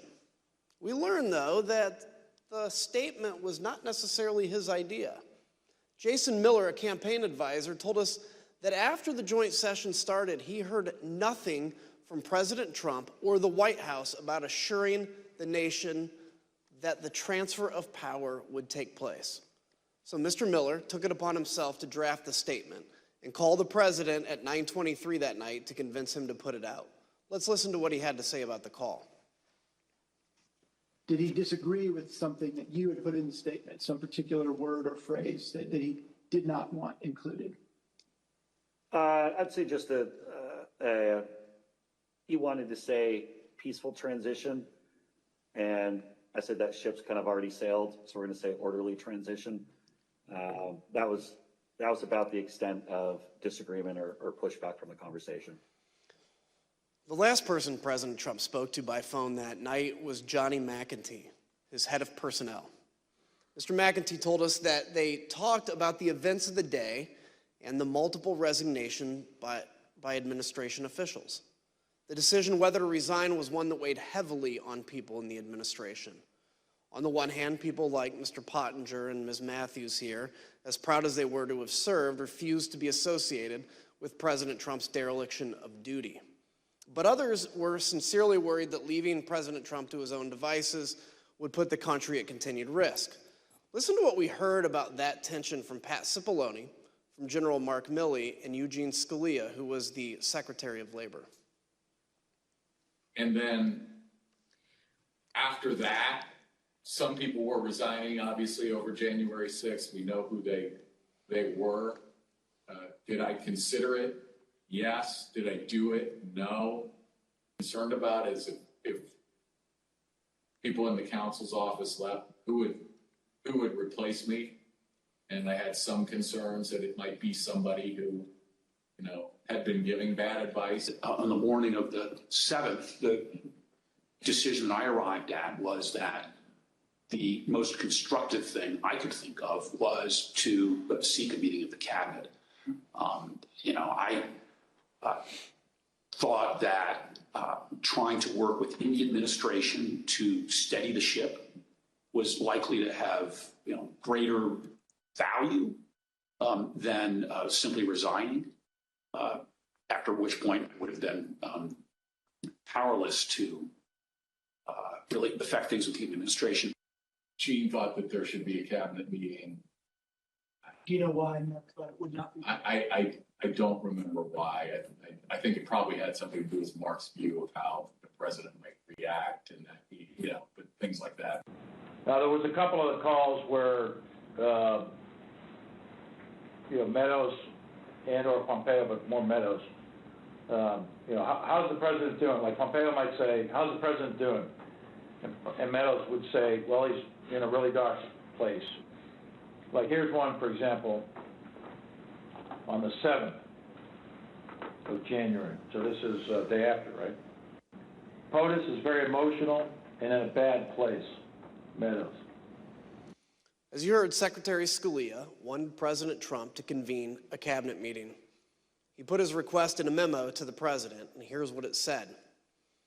You can see that Secretary Scalia recommended that the president, quote, no longer publicly question the election results after Wednesday. No one can deny this is harmful. Secretary Scalia also highlighted the importance of the public knowing the president would invoke his cabinet in decision-making and not, quote, certain private individuals. Though Secretary Scalia did not say it, he was referring to Rudy Giuliani and the rest of the so-called clown car working with President Trump to try to overturn the election. Secretary Scalia understood that the president needed to do more to reassure the public about the last few weeks of the Trump administration. Mr. Pottinger, when you made the decision to resign, did you walk out of the White House immediately? No, I wanted to first talk to my immediate boss, that was the National Security Advisor, Robert O'Brien.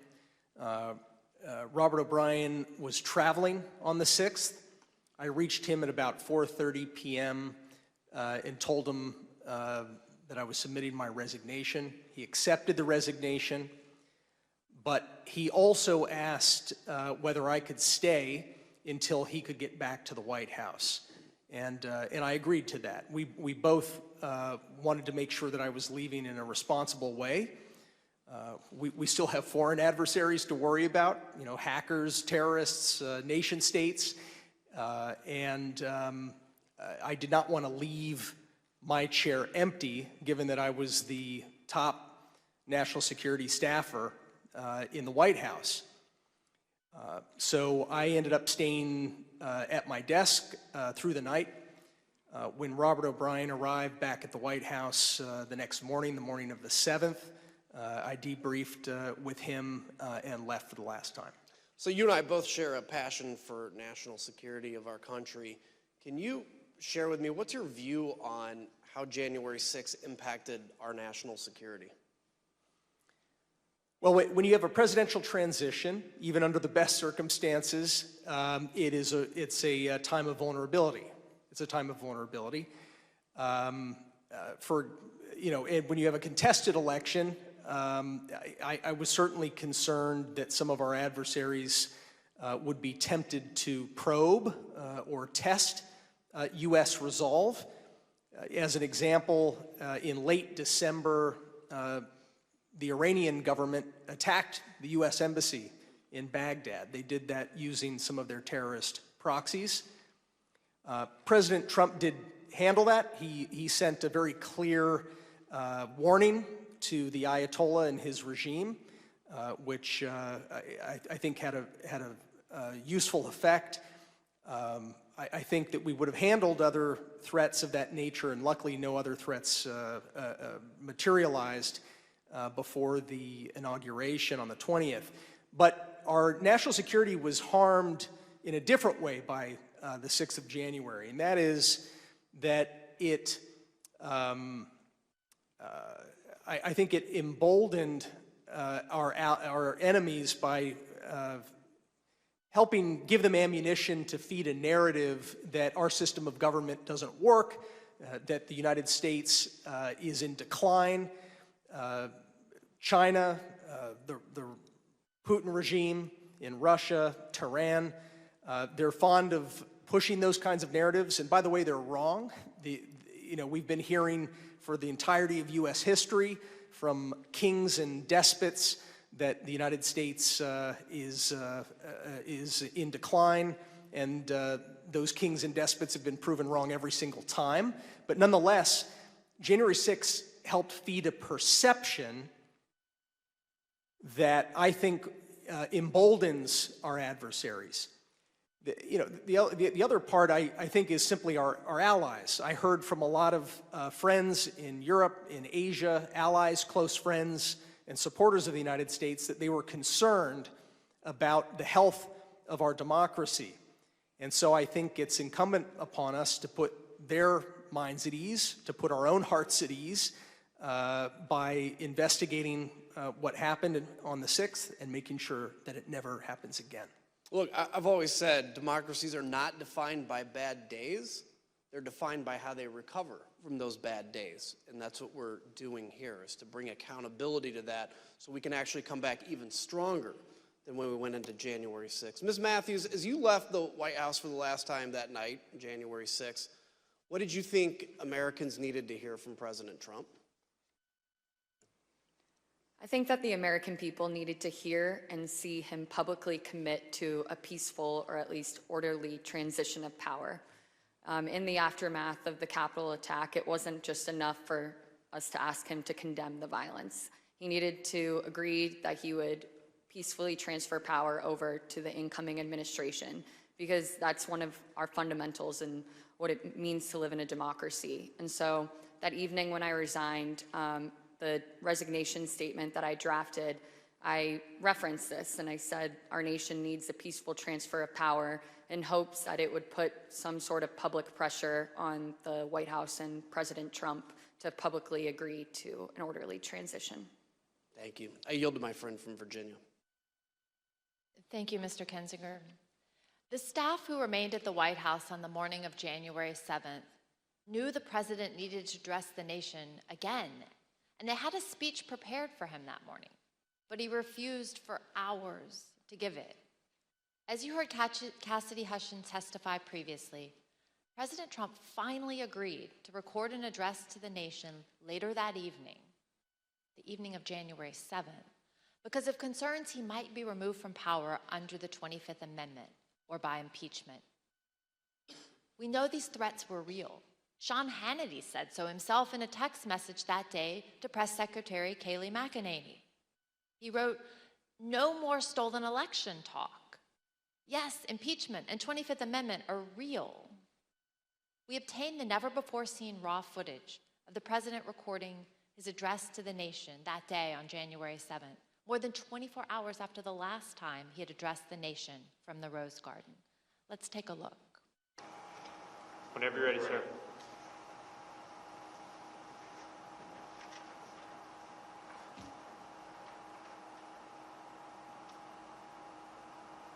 I would like to begin by addressing the heinous attack yesterday, and to those who broke the law, you will pay.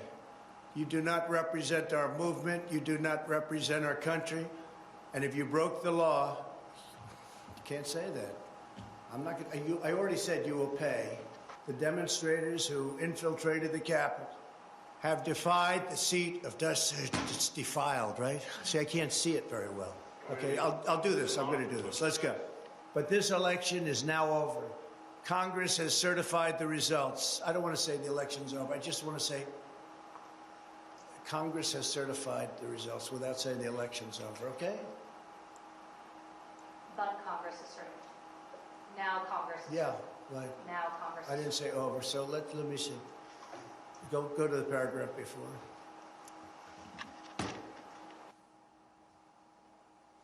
Okay? I would like to begin by addressing the heinous attack yesterday. Yesterday is a hard word for me. Just take it out. The heinous attack. Good. Take the word yesterday, because it doesn't work with the heinous attack on our country. Say on our country. Want to say that? No, keep it. My only goal was to ensure the integrity of the vote. My only goal was to ensure the integrity of the vote.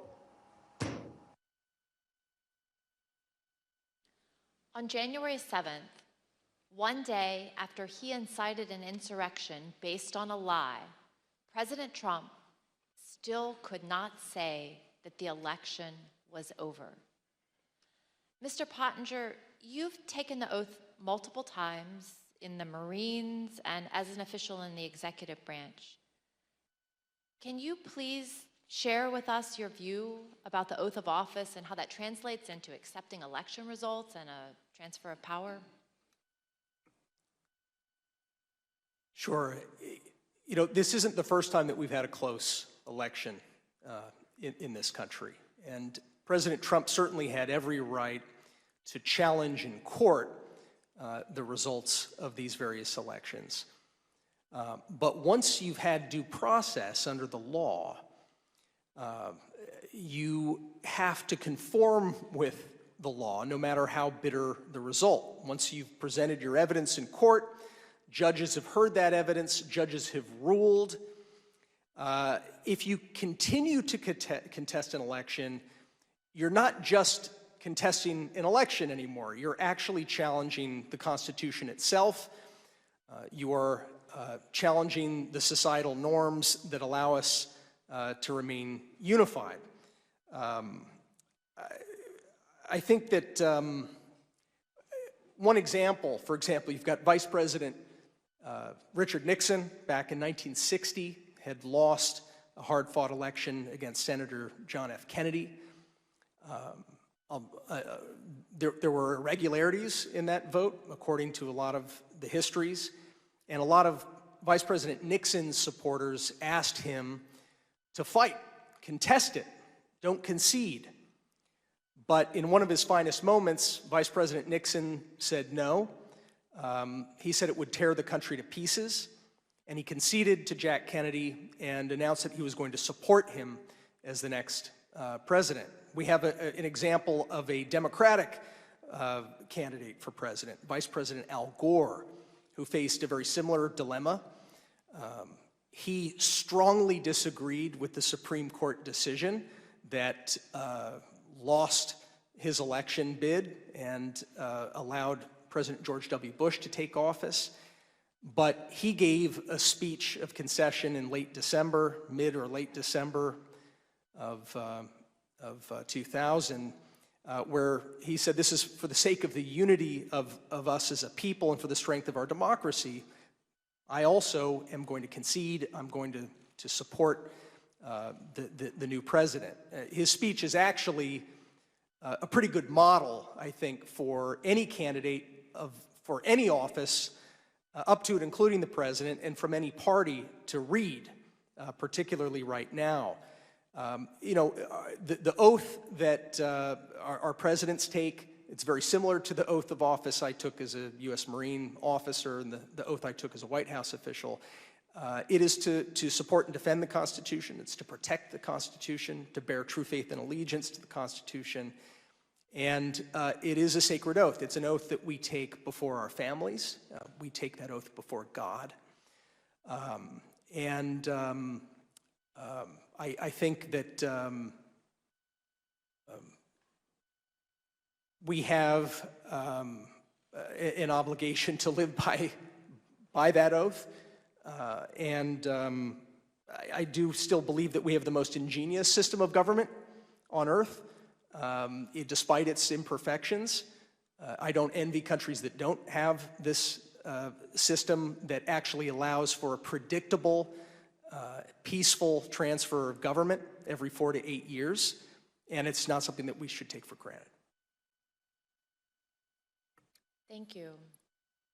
As we heard at the start of the hearing, in the immediate aftermath of January 6th, Republican leader Kevin McCarthy understood that President Trump bore responsibility for that day and should have taken immediate action to stop the violence. He was even more candid in calls with Republican colleagues. As you'll hear in a moment, recordings of some of these calls that were later published by the New York Times, the context for these calls was that a resolution had been introduced in the House calling for Vice President Pence and the cabinet to remove President Trump from power under the 25th Amendment. Let's listen. I've had it with this guy. What he did is unacceptable. Nobody can defend that, and nobody should defend it. The only discussion I would have with him is that I think this will pass. and it would be my recommendation we should resign. I mean, that would be my take, but I don't think he would take it, but I don't know. But let me be very clear to all of you, and I've been very clear to the president. He bears responsibilities for his words and actions. No ifs, ands, or buts. I asked him personally today, does he hold responsibility for what happened? Does he feel bad about what happened? He told me he does have some responsibility for what happened. And he needs to acknowledge that. President Trump has never publicly acknowledged his responsibility for the attack. The only time he apparently did so was in that private call with Kevin McCarthy. There's something else President Trump has never acknowledged: the names and the memories of the officers who died following the attack on the Capitol. We're honored to be joined tonight by police and first responders who bravely protected us on January 6th. Your character and courage give us hope that democracy can and should prevail, even in the face of a violent insurrection. We on this dais can never thank you enough for what you did to protect our democracy. On January 9th, two of President Trump's top campaign officials texted each other about the president's glaring silence on the tragic death of Capitol Police Officer Brian Sicknick, who succumbed to his injuries the night of January 7th. These campaign officials were Tim Murtaugh, Trump's director of communications, and one of his deputies, Matthew Walking. Their job was to convince people to vote for President Trump, so they knew his heart, his mind, and his voice as well as anyone, and they knew how he connects with his supporters. Here's what they had to say about their boss. Murtaugh said, "Also shitty not to have acknowledged the death of the Capitol Police officer." Walking responded, "That's enraging to me. Everything he said about supporting law enforcement was a lie." To which Murtaugh replied, "You know what this is, of course? If he acknowledged the dead cop, he'd be implicitly faulting the mob. And he won't do that because they're his people. And he would also be close to acknowledging that what he lit at the rally got out of control. No way he acknowledges something that could ultimately be called his fault. No way." President Trump did not then and does not now have the character or courage to say to the American people what his own people know to be true. He is responsible for the attack on the Capitol on January 6th. Thank you, and I yield to the gentleman from Illinois. Thank you, Ms. Loria. Tonight's testimony and evidence is as sobering as it is straightforward. Within minutes of stepping off the ellipse stage, Donald Trump knew about the violent attack on the Capitol. From the comfort of his dining room, he watched on TV as the attack escalated. He sent tweets that inflamed and expressed support for the desire of some to literally kill Vice President Mike Pence. For 3 hours, he refused to call off the attack. Donald Trump refused to take the urgent advice he received that day. Not from his political opponents or from the liberal media, but from his own family, his own friends, his own staff, and his own advisors. In the midst of an attack, when there was no time for politics, the people closest to Trump told him the truth. It was his supporters attacking the Capitol, and he alone could get through to them. So they pled for him to act, to place his country above himself. Still, he refused to lead and to meet the moment to honor his oath. It was only once the vice president and the members of Congress were in secure locations and the officers defending the Capitol began to turn the tide that then President Trump engaged in the political theater of telling the mob to go home. And even then, he told them all they were special and that he loved them. whatever your politics, whatever you think about the outcome of the election, we as Americans must all agree on this. Donald Trump's conduct on January 6th was a supreme violation of his oath of office and a complete dereliction of his duty to our nation. It is a stain on our history. It is a dishonor to all those who have sacrificed and died in service of our democracy.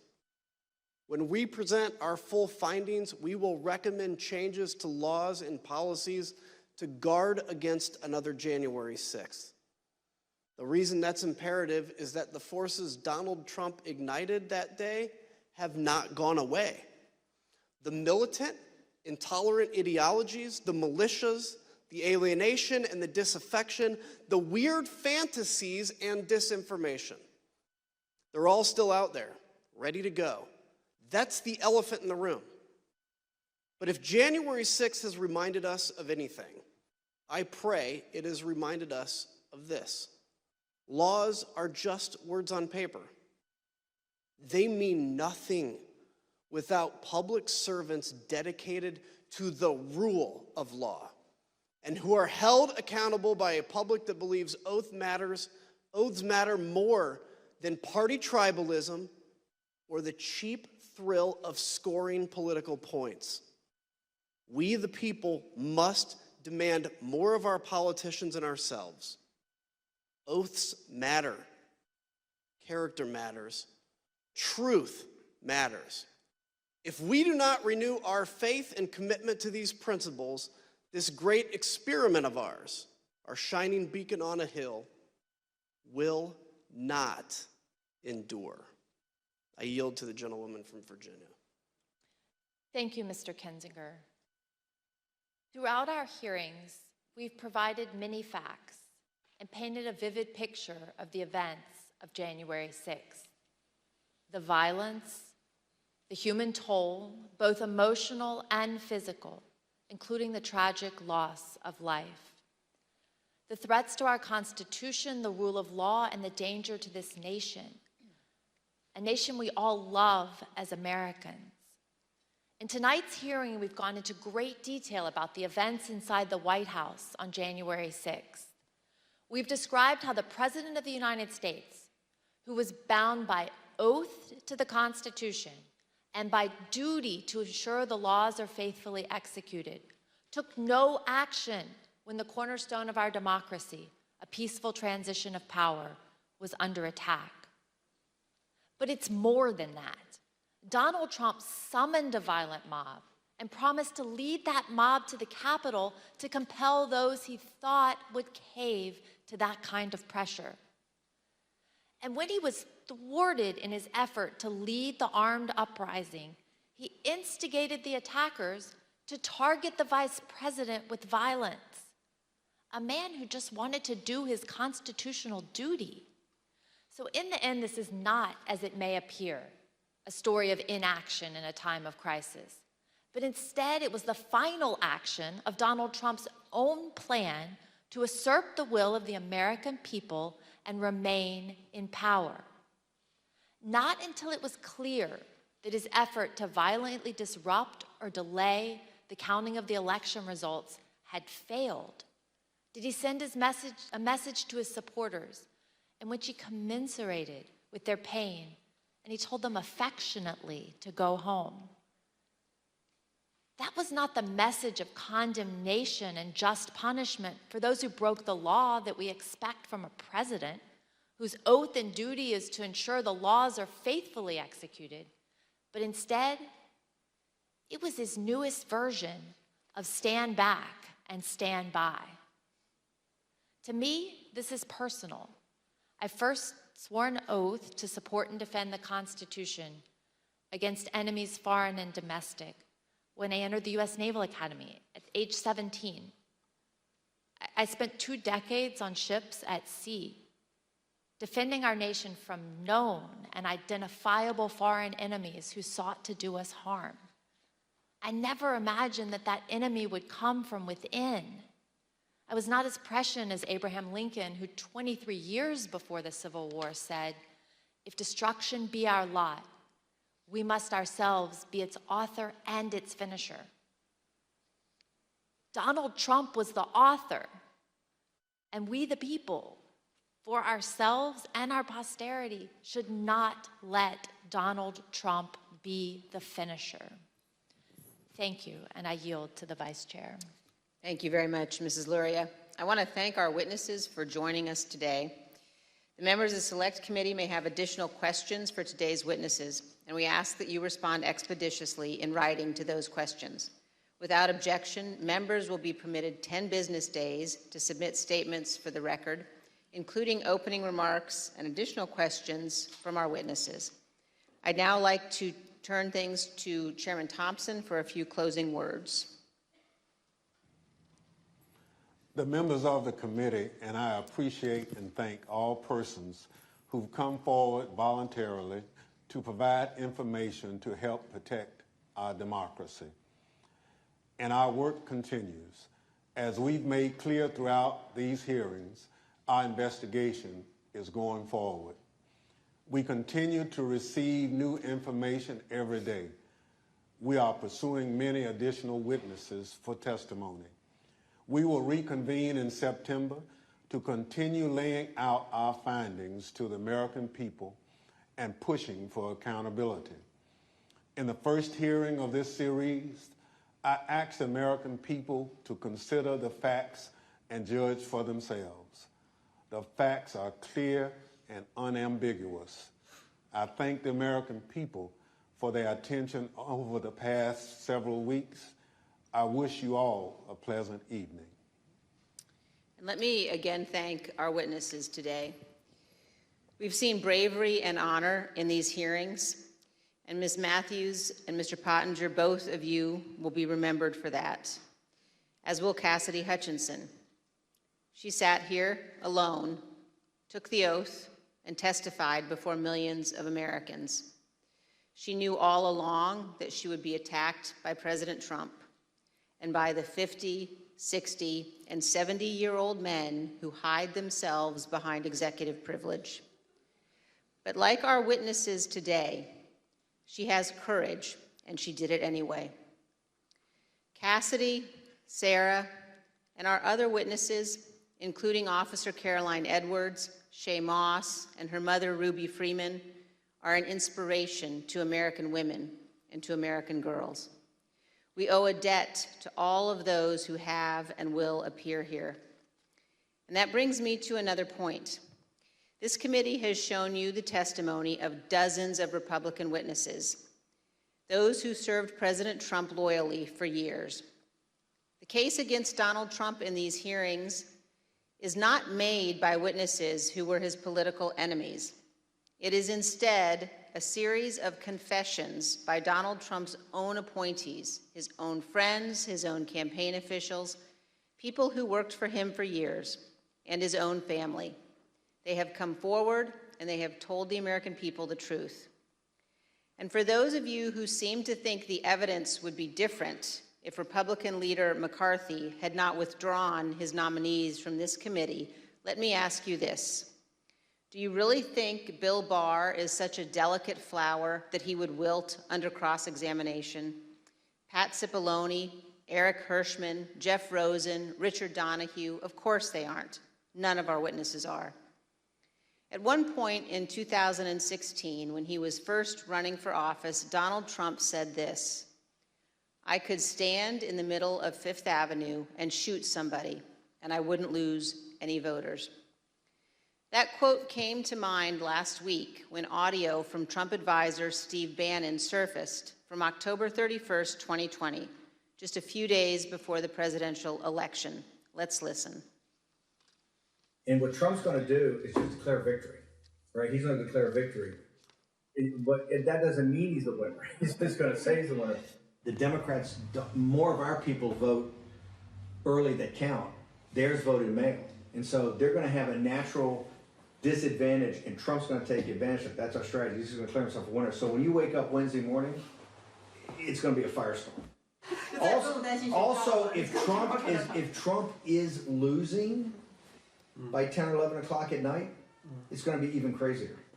Because he's going to sit right there and say they stole it. If Biden's winning, Trump is going to do some crazy shit. And of course, 4 days later, President Trump declared victory when his own campaign advisors told him he had absolutely no basis to do so. What the new Steve Bannon audio demonstrates is that Donald Trump's plan to falsely claim victory in 2020, no matter what the facts actually were, was premeditated. Perhaps worse, Donald Trump believed he could convince his voters to buy it, whether he had any actual evidence of fraud or not. And this same thing continued to occur from Election Day onward until January 6th. Donald Trump was confident that he could convince his supporters the election was stolen, no matter how many lawsuits he lost, and he lost scores of them. He was told over and over again in immense detail that the election was not stolen. There was no evidence of widespread fraud.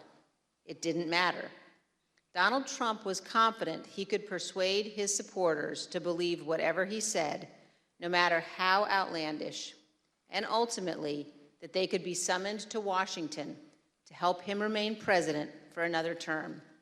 As we showed you last week, even President Trump's legal team, led by Rudy Giuliani, knew they had no actual evidence to demonstrate the election was stolen. Again, it didn't matter.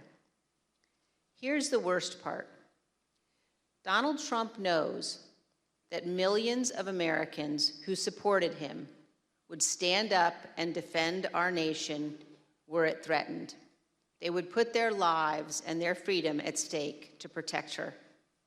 And he is preying on their patriotism. He is preying on their sense of justice. And on January 6th, Donald Trump turned their love of country into a weapon against our Capitol and our Constitution.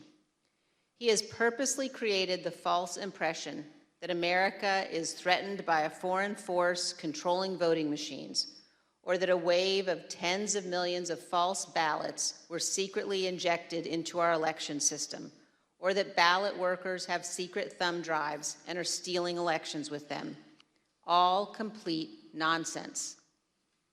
We must remember that we cannot abandon the truth and remain a free nation. In late November of 2020, while President Trump was still pursuing lawsuits, many of us were urging him to put any genuine evidence of fraud forward in the courts and to accept the outcome of those cases. As January 6th approached, I circulated a memo to my Republican colleagues explaining why our congressional proceedings to count electoral votes could not be used to change the outcome of the election. But what I did not know at the time was that President Trump's own advisors, also Republicans, also conservatives, including his White House counsel, his Justice Department, his campaign officials, they were all telling him almost exactly the same thing I was telling my colleagues. There was no evidence of fraud or irregularities sufficient to change the election outcome. Our courts had ruled. It was over. Now we know that it didn't matter what any of us said, because Donald Trump wasn't looking for the right answer legally or the right answer factually. He was looking for a way to remain in office. Let's put that aside for a moment and focus just on what we saw today. In our hearing tonight, you saw an American president faced with a stark and unmistakable choice between right and wrong. There was no ambiguity, no nuance. Donald Trump made a purposeful choice to violate his oath of office, to ignore the ongoing violence against law enforcement, to threaten our constitutional order. There is no way to excuse that behavior. It was indefensible. And every American must consider this. Can a president who is willing to make the choices Donald Trump made during the violence of January 6th ever be trusted with any position of authority in our great nation again? In this room, in 1918, the Committee on Women's Suffrage convened. to discuss and debate whether women should be granted the right to vote. This room is full of history, and we on this committee know we have a solemn obligation not to idly squander what so many Americans have fought and died for.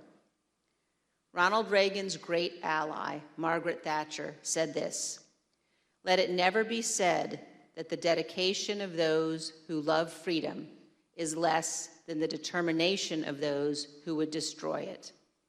Let me assure every one of you this: our committee understands the gravity of this moment, the consequences for our nation.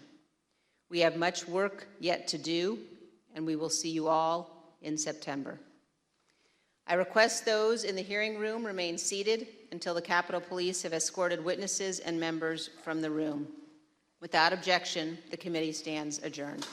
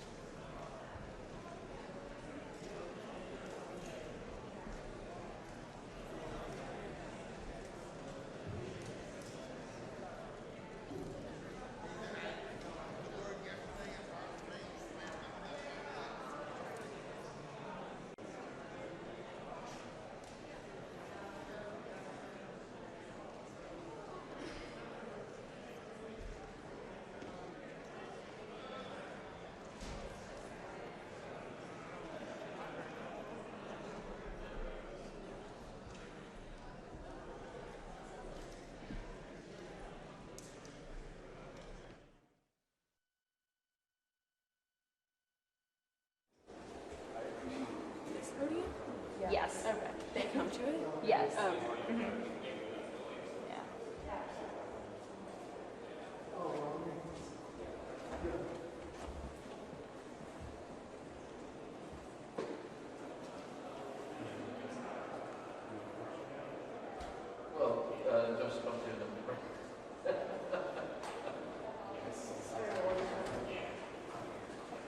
Congresswoman, did what you presented at today's hearing prove that former President Trump... Okay.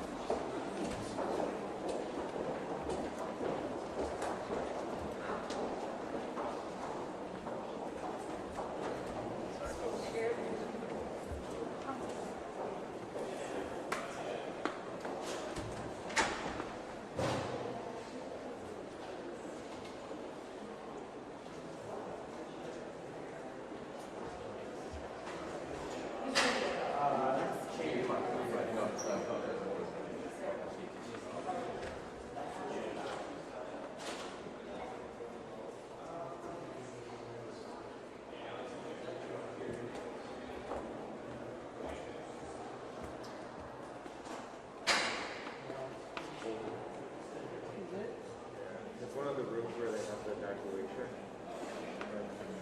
It's like the leaves on the Don't worry, it's not going to get cold in my nose.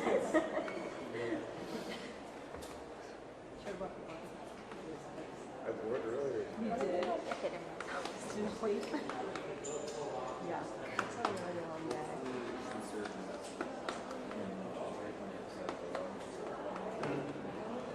They will open. This is like an idea. They were wrapping it. Gloria's in the bathroom, by the way, so she's probably going to come this way. Just letting you know. Yeah. We'll say hello to the camera. Okay, thank you.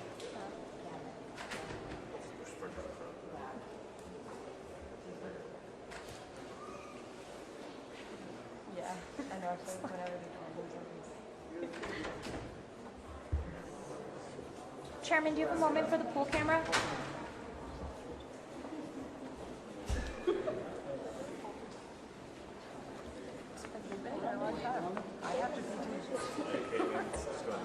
I know.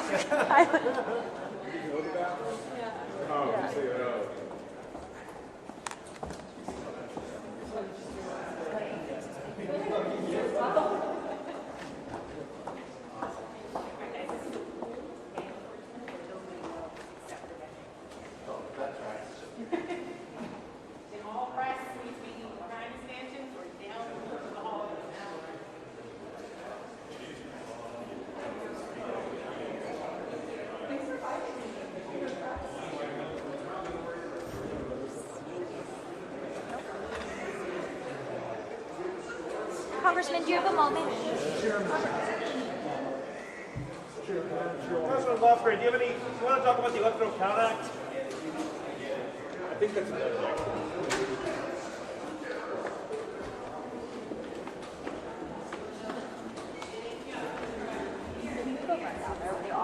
Okay, thanks.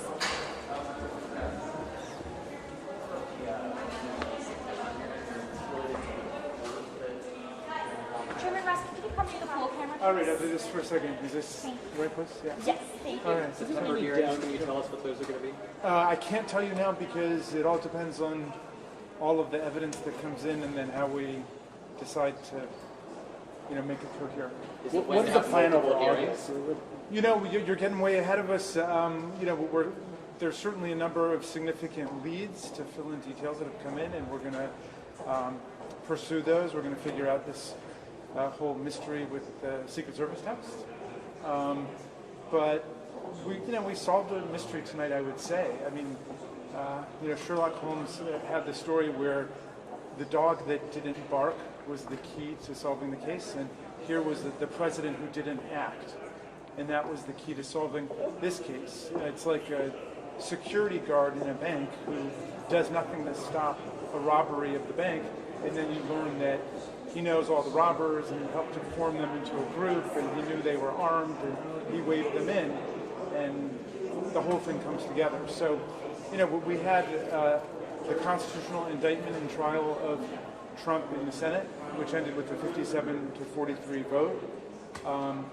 And this is like, I was thinking about it tonight, kind of a moral trial of the president, where the whole country just gets to use their common sense and figure out what happened. And there can be no question that Donald Trump was at the absolute center of the conspiracy to overthrow the election, and to assault our democracy.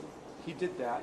And whether there will be a legal trial, that's not up to us. That's up to the Department of Justice and other prosecutors in the land. But we're going to complete our investigation. What did you think about? We haven't gotten there yet. What did you think about Merrick Garland's comments yesterday? You know, saying no one is above the law and they're closely watching what you guys are doing, but obviously they're continuing now. Well, I appreciated his comments. What was interesting to me about it was that he's been saying the exact same thing for months, but I think it had a different resonance for the public when he said it, because the public has seen all of the evidence surface in our hearings. So when he says no one is above the law, people are thinking, okay, you know, the Department of Justice is taking it seriously, and well, they should. Mr. President, there was a lot of Kevin McCarthy that was featured in tonight's hearing. Do you believe that, what is the committee going to do? That he's defied this subpoena, and why is his testimony necessary? Well, I mean, Kevin McCarthy was a key witness to these events. I mean, he was the lead Republican in the House where all of the action was, and so he was desperately trying to get the president to act, and that conversation was enormously revealing, where he says, these are your people, Mr. President, and then Trump's response was, well, maybe they just care more about election theft than you do. In other words, Trump knew exactly what was going on with his mob, and he supported them. So, you know, that to me was the dramatic importance of having him in here in that way. So what are you going to do then? You continue to defy that subpoena? Yeah, I mean, look, we have been emphatic that people comply with our subpoenas, but we're not going to go on wild goose chases with people because we're keeping our eyes on the prize in terms of assembling a body of evidence that will, you know, make this story real and make it factual for people. Congressman Raskin, on top of that, the Senate has come to an agreement or a deal on the Electoral Count Act. I know that you said that this is insufficient. Are you, does that still stand, or what are your thoughts on a potential to reform the Electoral Count Act to prevent something like this happening? Here's my take on it, and you know, we'll have a lot of time to get into this, but my feeling is that reforming the Electoral Count Act is necessary, but it is not sufficient. I mean, if all our committee did was to come out and say that the Vice President of the United States doesn't have the power to unilaterally nullify electoral college votes, which no serious person ever believed, and only Donald Trump was arguing, then we obviously will not have done enough to fortify our institutions. So there's a lot more to do because there has been an onslaught against democracy, not just on the January 6th joint session of Congress, but we saw it take place at the state level. We've seen it in attacks on voter rights. We've seen it in efforts to overthrow the decisions of election boards, and now to impose political decisions over election boards. So there's a lot going on, and we have to use this as a moment to be very serious about the attacks on democracy. Congressman, can I ask you something about the pipe bombs? Is that something that the committee is learning any information about, or is that something that you guys are leaving entirely to law enforcement? Because we still don't know who laid those pipe bombs. As far as I understand, and this is not something I've specifically been working on, but as far as I understand, those remain unsolved crimes, and so we don't have any further information about them, but any evidence or information we get, we will consider to be part of our investigation too. I'm not aware of any, but I know it's something that is obviously of interest. You guys showed outtakes of the January 7th video today, but we've heard that there was, you know, it's more than an hour long of outtakes. Why did you specifically choose to show this complete segment?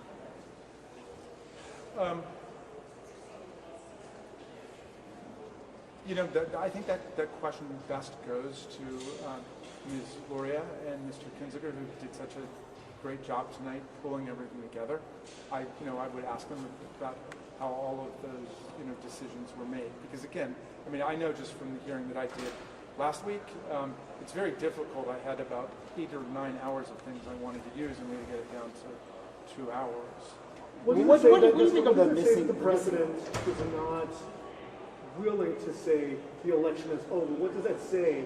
That even after the riot, there was still this unwillingness to admit it, and there was even an unwillingness to say peaceful in the tweets. Well, we can go further than that. If the newspapers today are to be believed, the president still wants Wisconsin to say that the election is not over and is still looking for a way to reopen it. So to this day, he does not accept the outcome of the election, and he is trying to make that fiction a litmus test for participation in the Republican Party. He wants everyone to accept the big lie. I hope that these hearings have completely and once and for all demolished the big lie. And if not, we see that he's really trying to operate a political party like a religious cult. On the missing Secret Service text, what do you infer from these missing texts? Do you think the Secret Service might have been involved in trying to cover up what happened here? Did they get involved in this effort to overturn the election? What is your... I don't know what it means. I'm not committing to any conclusion other than to say it's a very unusual and striking sequence of events, and we have learned strange things, and we want to get to the bottom of it, and we will get to the bottom of it. We've heard new information about Trump's calls to senators during the Capitol riot. Is the committee going to try to solicit testimony from any members of the Senate?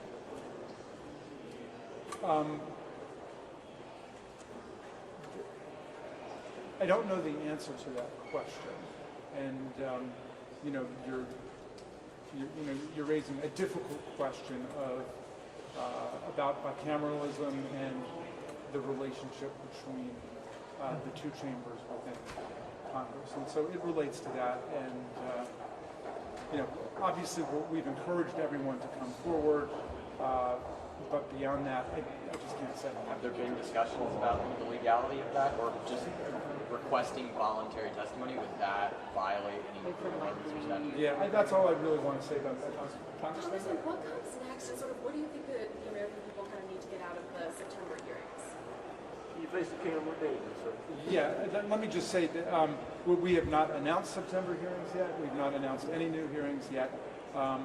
But we are continuing both on the investigative path, but now also on the path of legislative recommendations, which is part of our mandate under House Resolution 503. So, I can bet you that there will be other hearings in the future, but we're not saying when, and we're not saying exactly what the subjects of them are. And we have a lot of work to do over the month of August. So What do you think stay the tuned. Secret Service text? You guys did receive one text. Has that been helpful or enlightening in any way? I don't really remember it. I can't say I really remember it, and we have to assume. I mean, as you can see from the abundant texts that were flying around that day, and as all of you know who were here, there was a lot of texting going on. It just defies belief to think that there was just one text that took place within the Secret Service on that day. We will get to the bottom of it, and I can't remember if there was much evidentiary mileage in that one text. Tell me when we have to go. Sorry, in 2 minutes. Do you think Republican members who are divided, in your view, should the committee move forward and try to hold them in contempt? Well, the speech or debate clause says that members of Congress, in doing their work, cannot be held to legal account outside of Congress itself. Now, there's a question of, what people's work is and what is covered, within the ambit of the speech or debate clause. But I would say that if there are going to be any effective remedies in a situation like this, and let's hope this remains a once in every 240 years kind of event. But in a situation like this, I would hope that remedies would be found within Congress itself. It sounds like the court is your end of your role, essentially. Well, we haven't made a decision as a committee about this, but I'm giving you my opinion. I don't know that Congress can take a member of Congress to court under the speech or debate clause. Obviously, we've never been in this situation before, but our point here is not to come up with, a dozen new dazzling theories to end up in a lot of wild goose chases all over the land. Our point is to bring back a report to the American people, to Congress, about what happened to us. We would hope that everybody would do their patriotic duty, as tonight's witnesses did, as Cassidy Hutchinson did, as the vast majority of people have done, and come forward and tell us what they know.